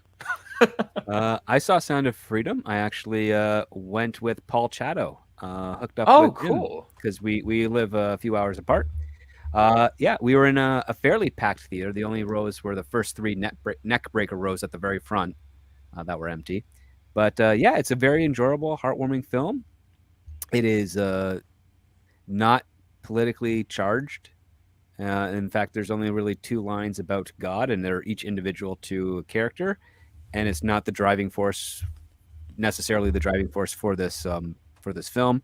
The supporting cast is way better than Caviezel. Caviezel's playing it very flat, and not to disservice him, because he's not really the main character of the story. This main character is the kids. You go watch it for the kids, and they don't show anything horrible or egregious, but my gosh, the performance from those kids, they should be getting all the awards. They sold it. You really feel for them in all the right moments that you want to. And yes, so we did have a number of people in the audience clap at the end of it, because this does have a happy ending movie. So, Do you think this movie will get any awards, or do you think the powers that be are opposed to it for some reason? Oh, I don't think there's a chance, honestly. Based on the discussion that I've seen online. That being said, we do have to remember that Twitter isn't real life, and the vast majority of the Twitter population and demographic is cat food eating rejects. and they all tend to sit on one specific side of the spectrum.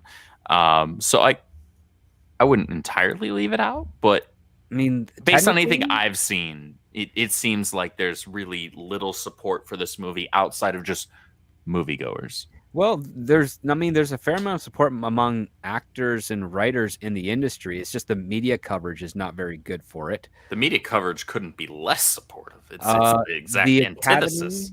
The Academy in Arts and Motion Pictures, their new guideline rules for awards, Sound of Freedom qualifies. They're very diverse. In fact, most of the people working on it are Latin, or Spanish speaking, Mexican, what have That's you. that's because of just narrative geographical instances, right? I mean, No, it's so this was a studio film by Fox, and it was because in order for tax purposes, because it was a low budget film, they funneled their money to Fox Colombiana to produce it and do it. So you have a Spanish director, you got Spanish crew, you got a large Spanish supporting cast. A good portion of the movie is in Spanish, and it's beautifully shot. And it hits the diversity quotas. At least a majority of them, I would assume that would allow it to qualify. And it's also been in theaters long enough to be considered a proper contender for it. The question is will the Academy of Arts and Motion Pictures actually acknowledge it? I mean, again, a lot of the ideology that we are pushing back against is coming top down from the studios. Again, money talks, BS walks. Actors are paid enough to say it. Some of them are even dumb enough to believe it. Cycles now where they're getting that ideology, those talking points from with regards to studios. That's a whole nother discussion that can be maybe taken to Rumble, but that's just the nature of the game. But what we're kind of seeing now is some pushback a little on that. You're getting some interesting big players still in the industry that are saying, "Hey, go see this movie." And again, this is a message film, but this is a very accessible message, an easy to understand and relatable message, as opposed to the types of messages not so well subtly delivered in Disney films or really terrible Universal films like Terminator Dark Fate. So Dion would be so upset to hear you say those words, that Terminator Dark Fate is a terrible film. I agree. It was shit, but my understanding is that Dion has an affinity for the older ladies. he does. And I think he likes the robot Grace. I don't know. For as close as we are, I just don't ask him those questions. I don't need a deeper reasoning. But he did want to do Elon Musk's mom back in the day, so what? that was his. Yeah, he thought she was good looking. I'm like, What all about right, Jennifer dude. Coolidge? Was he attracted to Jennifer Coolidge, the de facto MILF of the 21st century? No. Well, she's white, so Hold on. yes. No. The de facto MILF is Elizabeth Hurley. We were talking about Austin Powers earlier. I'm not usually into, quote unquote, older women, but I cannot think of somebody who aged more gracefully other than maybe Sofia Salma Vergara. Hayek looks Salma better. Hayek has definitely a good body. Her face doesn't do it for me. I'm more of a Sofia Vergara fan. Well, she's Oh, yeah. single again, man, so you can get after that. Oh, there it is. Now, I'm with you, Script, though, that Jennifer Coolidge is the de facto MILF because the term MILF was invented for American Pie when they're looking at Stifler's mom on the wall. So, Yep. fucking John And Cho she and has the other taken guy. advantage of that with many young gentlemen. Like, she's been very proud and vocal about it, that actress. Well, good for her. If you watch the, The Strangers or that Netflix show she was on, that was shit. Don't watch that one, folks. I thought that one was kind of disappointing. But thank you, TLJ Screwjob. I'm still going to check out Sound of Freedom. I'm glad it's going to be around in theaters for a while. I just had a couple other things to take care of. But I'm sure I will enjoy it more than... Well, I'm not going to go watch Barbie for the channel, so I can't really make that joke. Oppenheimer, maybe? I don't know. Oppenheimer, he's probably pretty... it's Christopher Nolan and his pretentiousness. I think he might overdo it with that. That's what I'm worried about. Now, if it was a movie about Alan Oppenheimer, the guy who voiced Skeletor, I'd be pretty psyched. We should produce that. How did he get the job? How did he find the voice of Skeletor? I wasn't expecting that. Now, who do you think has a better villain voice?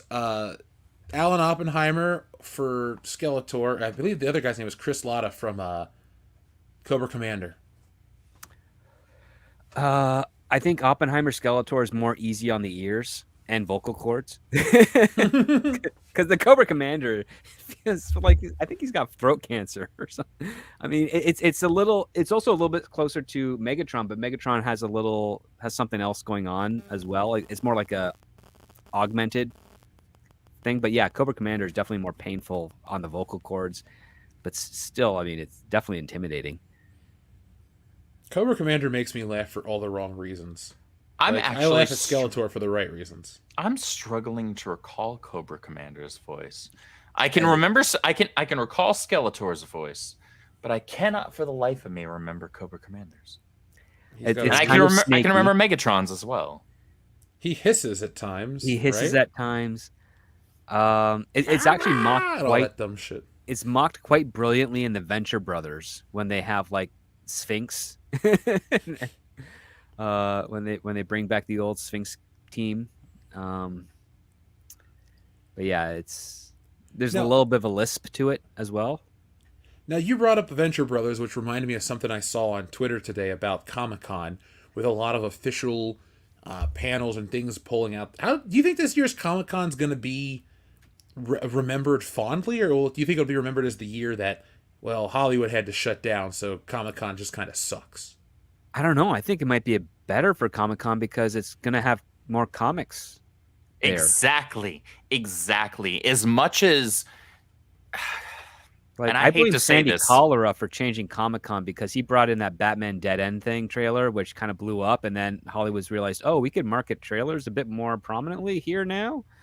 Okay, then we'll do that. And then all of a sudden it shifted away from the comic books and, some of the cosplayers as well to, okay, let's just dominate Hall H with a movie announcement and some clips and completely ignore the fact that there's vendors out there selling original first-run prints of comic books that are normally obscenely expensive but far more reasonable, and you can get them signed by the writers and artists there. Like that.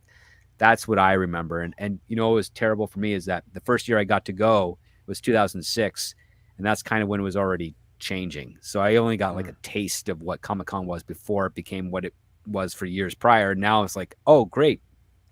If there wasn't a strike, I'd probably have money and an opportunity to go out and see what this Comic-Con, a traditional type of Comic-Con would be like. But I'm going to have to wait till next year. Maybe I won't even get that opportunity because maybe the studios will come back again. It's really sad because, growing up, we always wonder about, what would it have been like to, obviously this is all pre-MCU, what would it have been like to have, our favorite comic book characters portrayed on the big screen in a really big budget, high production value presentation. And the unfortunate and also, unfortunately, I think unforeseen in a lot of ways, side effect of that very wish happening was that it wound up going from geek culture to pop culture. And the second it became pop culture is the moment that it became something that catered to the general audience instead of the fans, the people who made it what it was for decades and decades.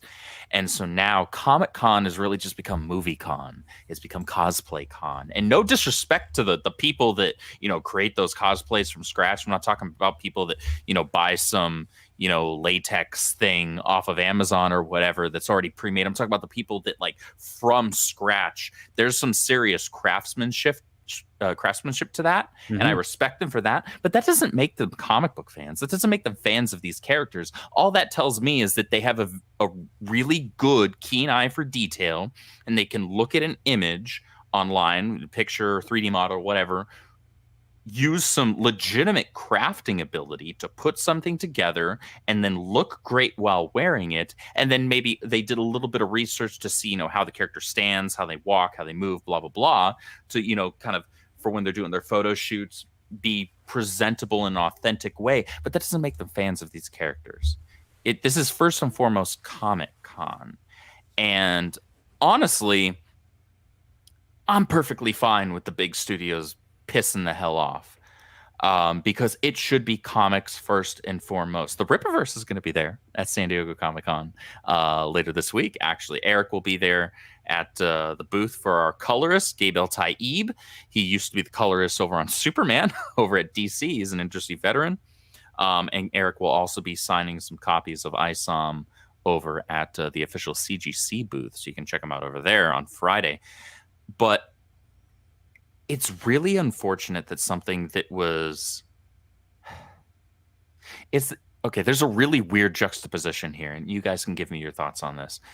Growing up as a geek, a legitimate geek, I liked video games, I liked comic books, I loved all this stuff, like Star Wars, all of it.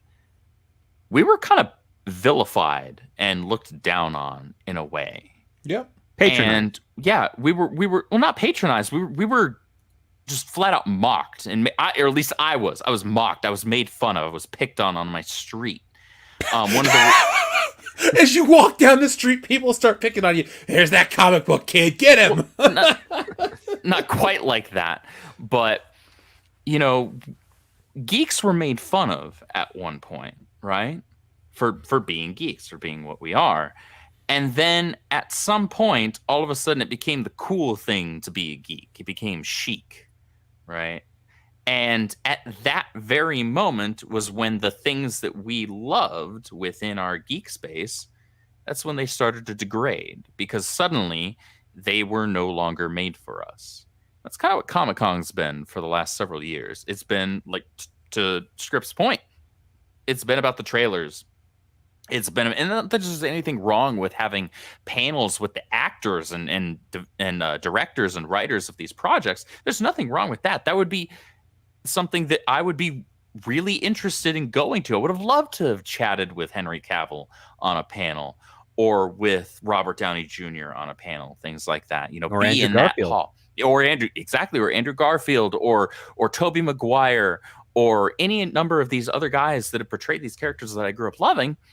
I would have loved to have been in that hall and been able to field questions to them and things like that. But unfortunately, the side effect of all of that becoming a thing was that those very things that we loved became further and further away from their roots and became less and less like the thing that they were at one point. Well said. Well, it's a double-edged sword of when the alternative becomes the mainstream, because as it gets to that point, the people that may not have liked it but see its value want to get involved, and because they don't take in the effort to learn why it's valuable, they end up breaking it down or diminishing its value to the people that made it work. Mm-hmm. Our friend Adam Wofford says, Wolf, listen to Dune on Audible. The voice cast is awesome. Okay, let me see. Do I have any Audible credits? I honestly probably have several Audible credits saved. I think I have like 13 of them. One's about to expire every month. I think I'm going to download Dune right now. So yeah, I've got the first 3 novels on my shelf, so I'll read it. Well, I have read it many times, but yeah. Somebody earlier asked me about the Count of Monte Cristo. I read that when I was younger. I read that when I was younger, and I watched the movie that had Henry Cavill in it. Yep. A very young Henry Cavill. My grandma took me to go see that movie back in, what was that, 2002? Sounds about right. I saw that in theaters as well. I think I saw that in theaters as kind of a pseudo field trip after having finished the book, if I remember correctly. See, that's what I liked about school. And I was a fine student, so I'm not going to act like I hated school, but I enjoyed when you would read a book and then they're like, now we get to watch the movie. Yeah. It's like, cool. And then they wanted you to write a paper on it. And at the point where we were watching the movie, I had just checked out. I was like, yeah, that book has left my brain. Now I'm watching a movie and I don't care anymore. I know. I advocate for smarter entertainment and education and all this shit, but then when I talk about how I used to operate, it's like, look, I still was an A student. I just didn't care. You're only human. Yeah. Flesh and blood of man. Jack White, thank you for your very generous super chat. Folks, thank you to everybody joining us tonight. Hit that thumbs up button to let us know you enjoy this content. I'll be back giving you more. As things start to slow down in entertainment, well, we're going to be ramping things up to fill those needs. Not those kind of needs. That's for We Dion can't help you over there. on our Patreon page. Well, Dion can. That's why he's called Diamond Nips Dion on the podcast. But Never mind. I don't have a question. I mean, if you look at the answer is for you, man. Yes. Okay. For all the help you've given us, we're not even going to charge. Okay, that's good to know. Pro bono, huh? Yes, pro boner. Jack White says, how the development of Damian is that you should start out as a Lethal Forces character. He starts out as... Sorry, let me read that. How the development of Damian is that you should have started out as a Lethal Force character he starts out as, but you have him, through interactions with Batman and Nightwing, become more of a balanced character, at least. How do you guys feel about that one? Because I don't. Well, it's I'm not actually as what they. well-versed. That's actually what they did in DC Rebirth. Yeah, it is. I mean, the other part too. The one thing that kind of bothered me with some of the comics I was able to peruse about Damian is the fact that I don't recall any points where Bruce Wayne felt like he was robbed of the experience of holding a baby, holding his baby, and all that type of stuff. That the things that are, seeing his son's first steps, listening to his first words, those types of things that would not feel out of place for a character like Batman to value and cherish, because again, he has a very big heart. That's his character, is that he's got a very big heart. He's doing everything he can because he loves his city and he loves the people in it. And I don't recall those topics ever being addressed in this stuff that I perused. Perhaps it has been, and if it has been, if you know what it is out there, please send me those titles and numbers, because I'd like to check it out, see how they execute it. Jack, thank you very much. Now I kind of want to check out, what is it, Batman and Robin by Frank Quitely, and was it Gary? No, Gary Frank's an artist too. Whoever wrote that one, maybe it was Grant Morrison that wrote Batman and Robin. I bought that run. I should crack it open and go back and read some of my old books. Jack White also says, I am not on social media. I have a Facebook, but I don't use it. And I was referring to the email I sent you with the links to the first episodes of different anime series, and I got a response back. No, I did. I was me that responded to your email. I'm just letting you know, beyond what I had said since then, I haven't checked anything out. I personally just been kind of busy right now. But I do want to get some anime experts on to talk about stuff, because it's a great form of art. It's a great form of entertainment. And realistically, a lot of the stuff we talk about, some of it sadly passed its expiration date. And we're in, I won't say we're in an anime renaissance, because it never really, I don't know how to describe what we're in. It's just the next Japanese evolution. haven't. Here's the thing. And Eric says this all the time, because the Japanese have been kicking our asses in the animation and in the kind of comic book graphic novel space for several years running now straight. The Japanese aren't doing anything new right now. They're not doing anything that they haven't been doing for the last few decades. Yeah. They just haven't shit the bed in terms of the quality. People are just realizing right now that American animation and American comic books have dropped so abysmally in quality that they're like, oh, what's this over here? Wow, these guys must be doing something crazy, insanely new. No, they've been doing that for a few decades now, actually. It's just their quality, obviously, mileage may vary, the different genres that you decide to dive into. Anime is no different than, comic books or movies, and that there's different genres, different types of storytelling. There's going to be something that's for you and some things that just aren't, right? Some things will connect with you and some things you won't. They're not doing anything different from what they've been doing for years. They just haven't shit the bed with the quality yet. No, whereas Western studios have. I mean, the only disservice I've ever seen when it comes to anime is the fact that the dubbing or the translations have been really, really terrible.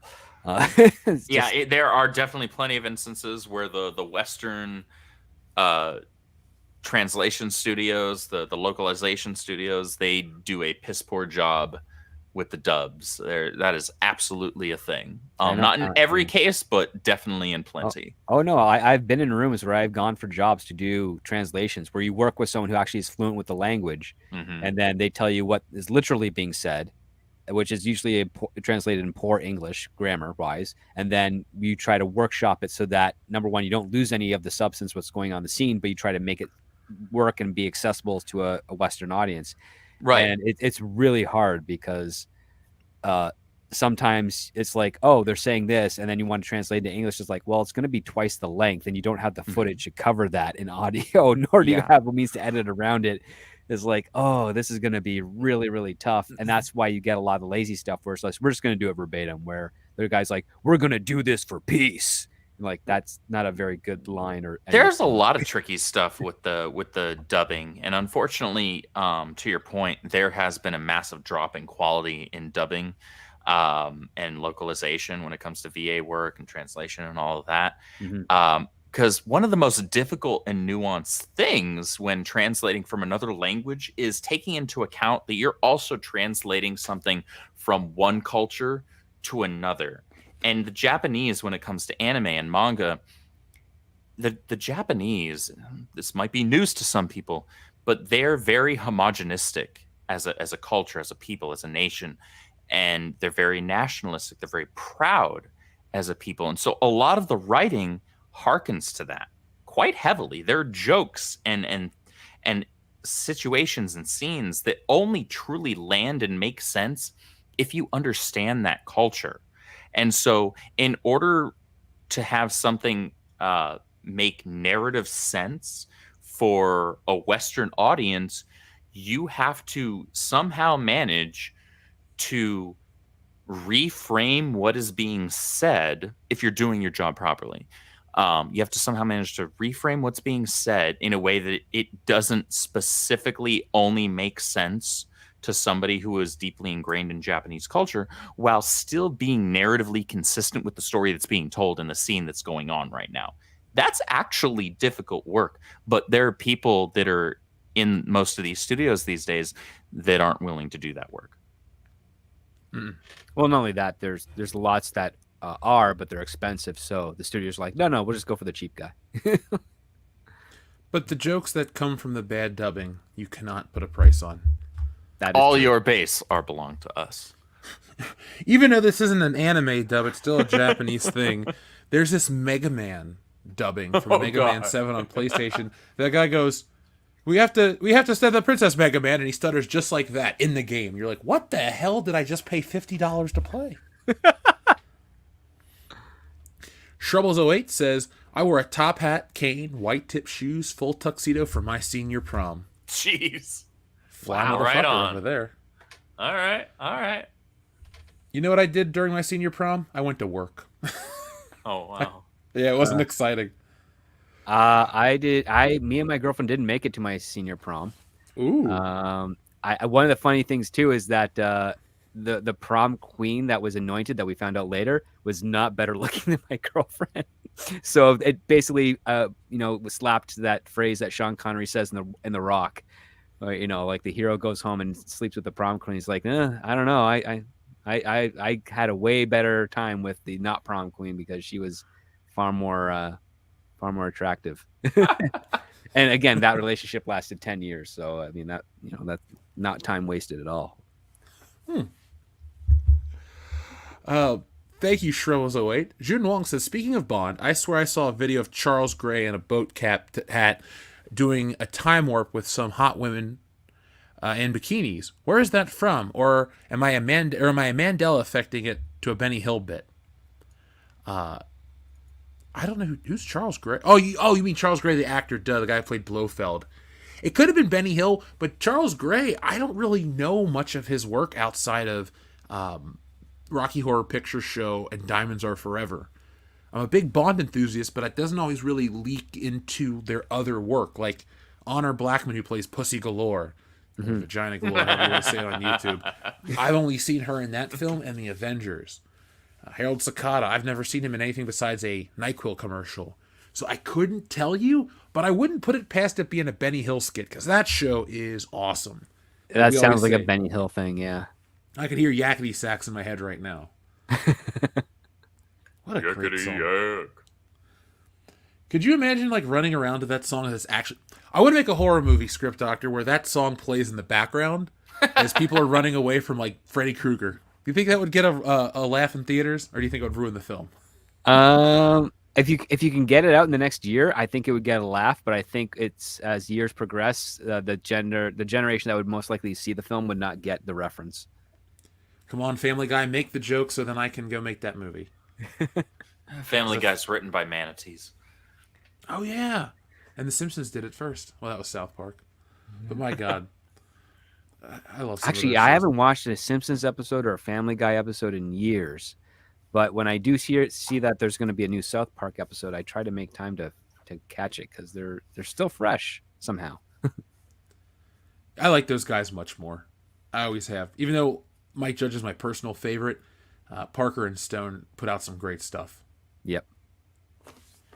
Jun Wong, thank you very much. If you figure out what you're Mandela affecting, let me know, because I'll watch that. Jack White says, first I say thank you, Jack. He says, where the studio heads are getting the woke talking points from are college graduates who have been indoctrinated by universities that have been subverted by Marxists.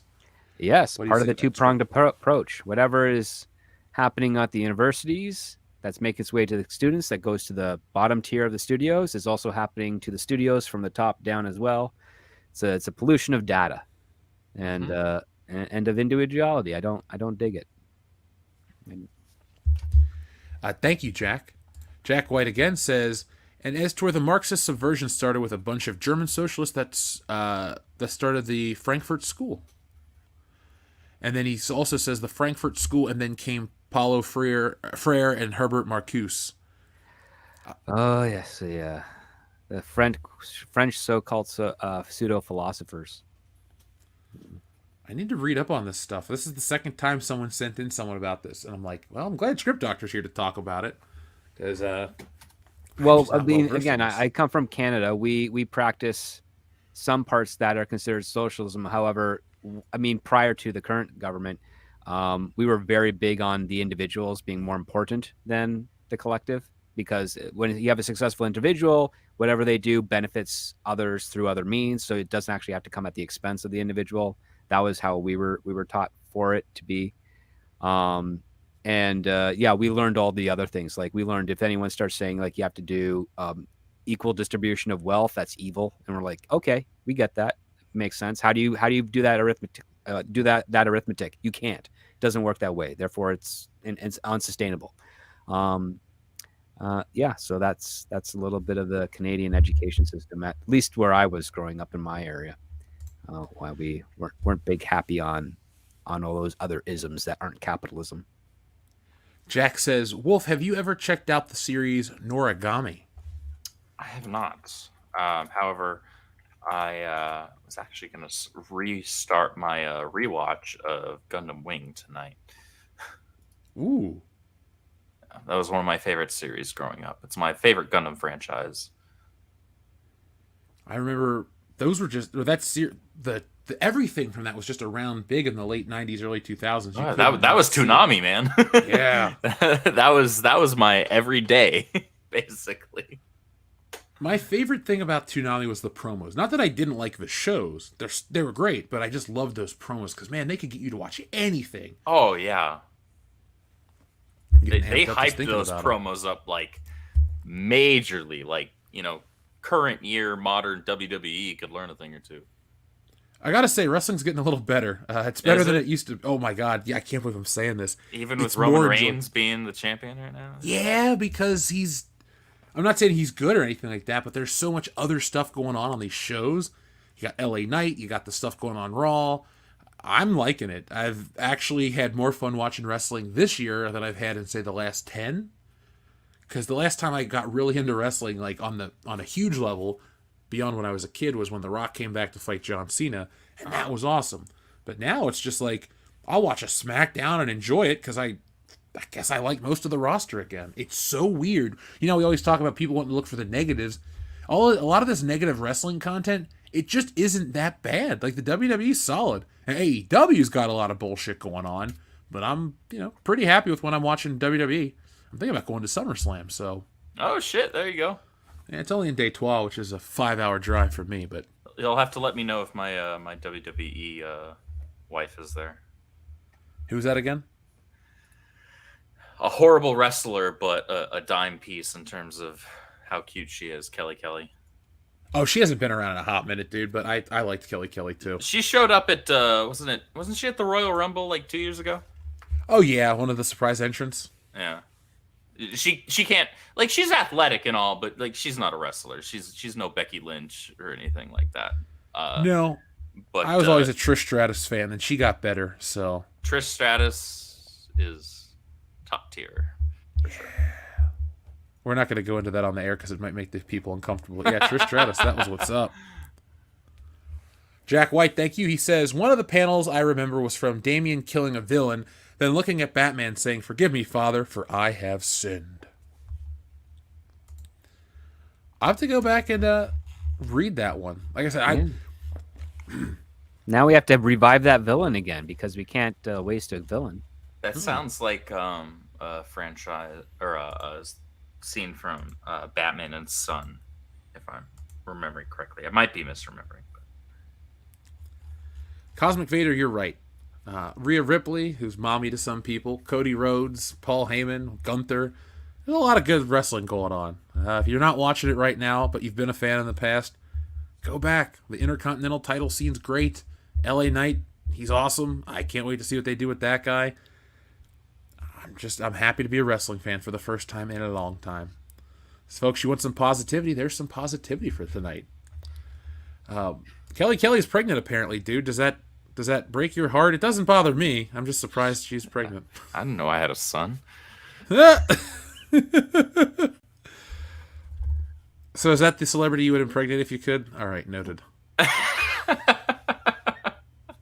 No comment. My answer is always Oprah Winfrey because it comes with $1 billion. So. Oh man, I don't know. Oprah Winfrey is caught up in some shit right now potentially. So I don't know. Again? Wait, what? What'd she do? There's a lot of stuff going on right now that her what is it? Her like spiritual health or spiritual healer person has been outed as like this massive like sexual and physical Predator, like predator and abuser and things like that. Is like, oh my god. All right, well, I'm gonna retract my statement. I'm no longer gonna have Oprah be my baby mama. I guess I'll go somewhere else. just find another woman with $1 billion. Hell, Salma Hayek, she's married to a billionaire. You can probably get a kid out of her. Oh my god, if I could be so lucky.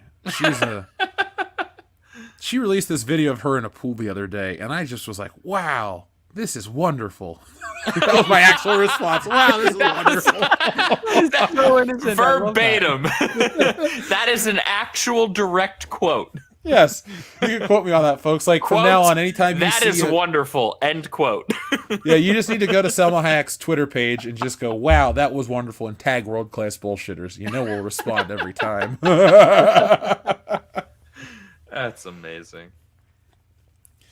Oh, man. So, anything else you guys want to talk about before we put this baby to bed? It's been a fun show. Folks, we got some more stuff coming your way this week. A lot of stuff, actually. I got something for tomorrow. Then I'm going out to our new location to see what's up with our channel growth. And then, well, there's even more. So I'm not going to keep talking about it. But, Script, anything you'd like to say to the audience? Other than the fact that, as always, it's been a pleasure to hang out with you two gentlemen and everyone in the chat. I love these talks. They're always a lot of fun. Likewise, man. Andrew, how about you?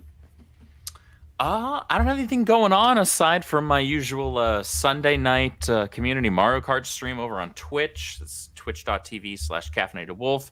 That'll be coming up. I'll be playing some of the newer Mario Kart DLC tracks. However, I would like to say if any of you in the chat are artists and you have not already made a submission to the Ripperverse ISOM 2 fan art contest, make sure you get that in by the deadline. That is going to be midnight on July 20th. So that's this week. That's just a couple of days away. That's 12:01 a.m.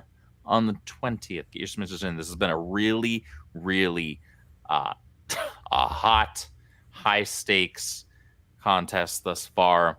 Grand prize winner is going to receive a commission for either a pinup, cover, or potential interior sequential work worth upwards of over 20 grand.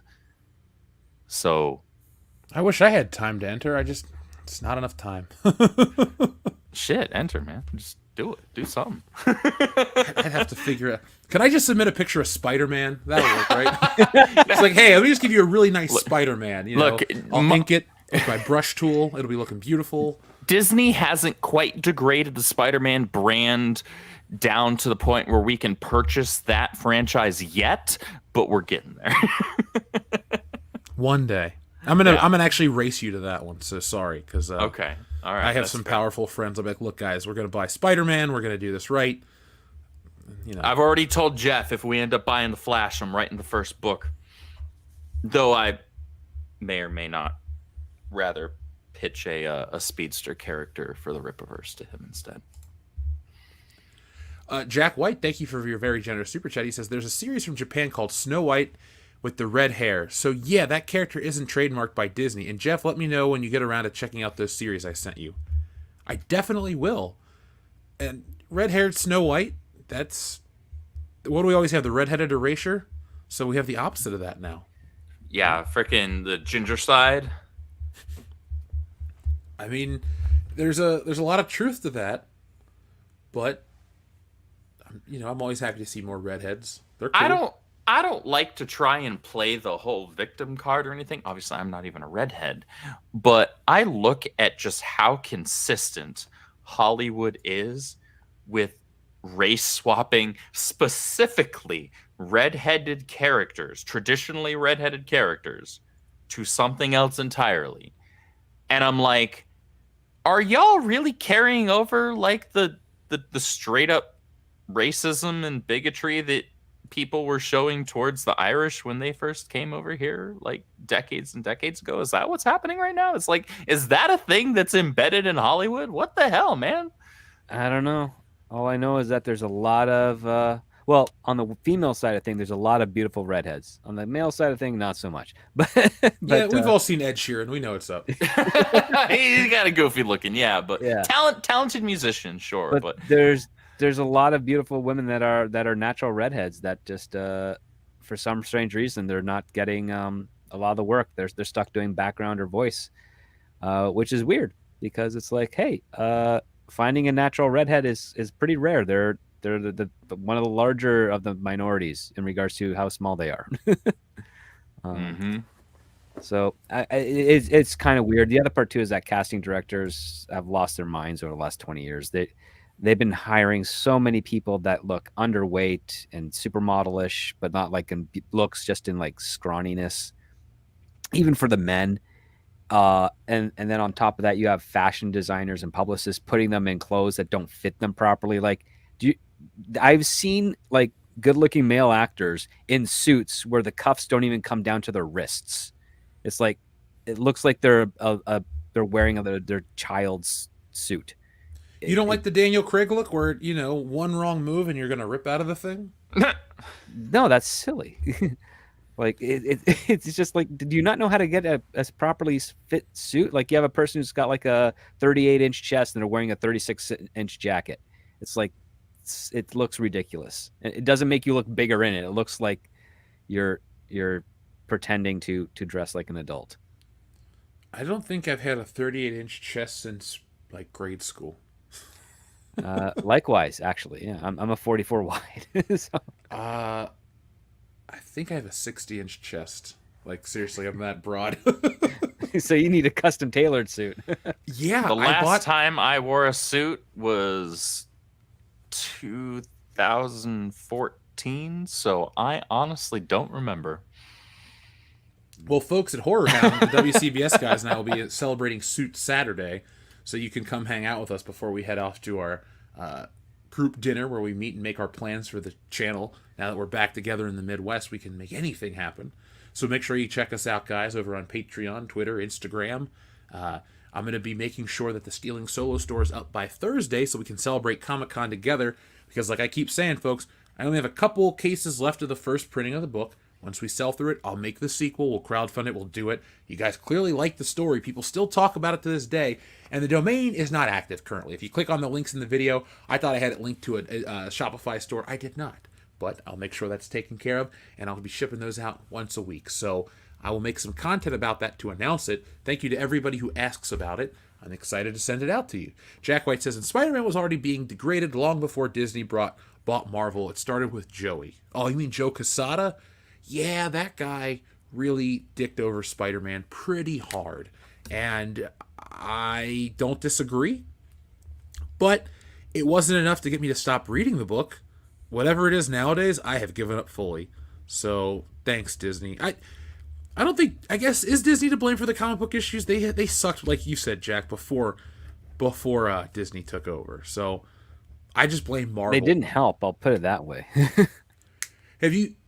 Does anyone here watch Key and Peele? Yeah, I used to watch them. They were really funny. Have you seen the Stan Lee skit?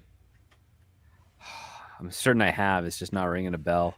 Because I had not seen it until the other morning. I was at home having some breakfast, and normally I watch The Twilight Zone with my breakfast, and for some reason I flipped over to the live channel they had on Paramount Plus, and it was playing Key and Peele. And they were playing a couple skits I had never seen, and then the Stan Lee one comes on, and folks who haven't seen it, it's Stan Lee going into Marvel, and the editors are like what you would call like a woke group of people. Like the one, Keegan-Michael Key plays the head of the editors, and then there's like an Asian guy and a black guy and this woman and that woman and all these different diverse people. And Stan Lee, played by Jordan Peele, tries to pitch all these old school style characters. And then after they tell him no a bunch of times, he goes, well, what about this character? And it talks about like diversity that wants to fight the man. And they're all like, we love it. And it just was like really fun and poignant of how a lot of movies today, a lot of these shows today are just self-inserts for the plight of these, well, the self-perceived plight of these people who ruin your favorite stuff. So if you haven't checked out that skit, I highly recommend you check it out. It's very topical for today, and it's Jeff's recommendation of the week. There you go. I'll start implementing that now on the channel for some There we reason. go. That's my recommendation. The Key and Peele Stan Lee skit. Check it out. So, I guess it's time to get out of here, folks. Thank you for watching. I'll be back next time with more. But in the meantime, be smart, be safe, be cool, but always be excellent to each other. Okay, listen, what are we gonna do? What are we gonna do? I got freaks 9 days.